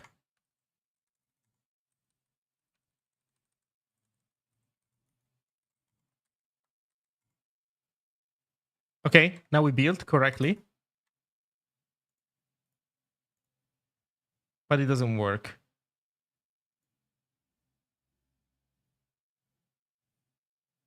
Wait, it should. Oh my god. Did I fuck up the image tag? I did fuck it up, didn't I? It's source. It's href inside of source.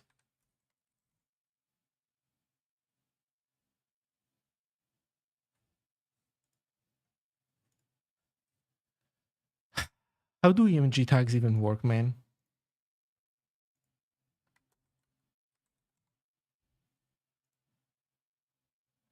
It is source. So what's the problem?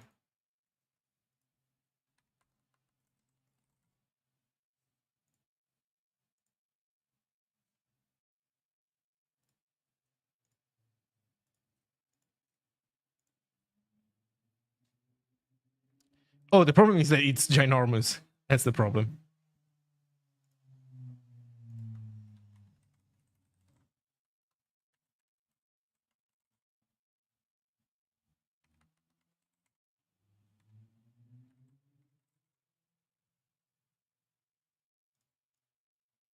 Success.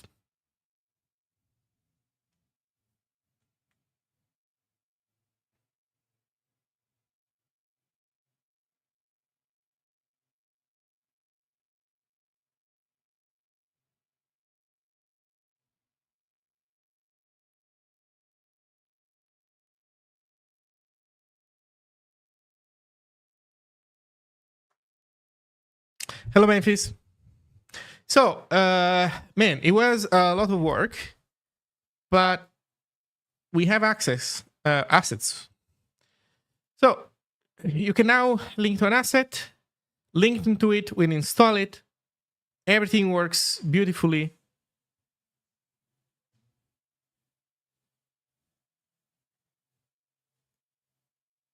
Rendering first post.md took us 100,000 nanoseconds. That's a lot, honestly, 100,000 nanoseconds. We can probably do significantly better, but well, it's a debug build. And also, yeah. So I like this.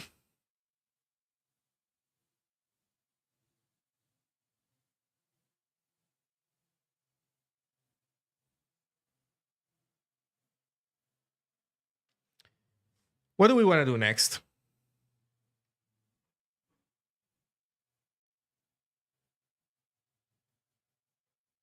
I don't know. Honestly, for the stream today, this is already enough. I'm kind of happy. It was a full day. We got assets working. They are delicious as they are right now. It's really beautiful. Like you just call page.asset and it just works.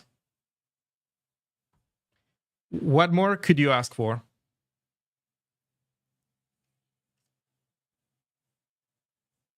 What more could you ask for?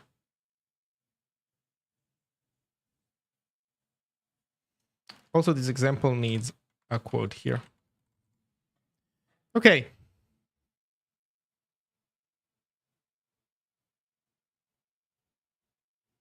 So with this, I think I'm going to call it a day. So thank you all for hanging out. Let me see if there's anybody that I should raid.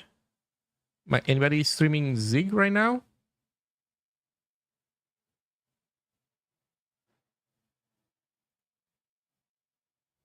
Nobody has announced it. Yeah, nobody that I know of. So I think I'm gonna stop here. So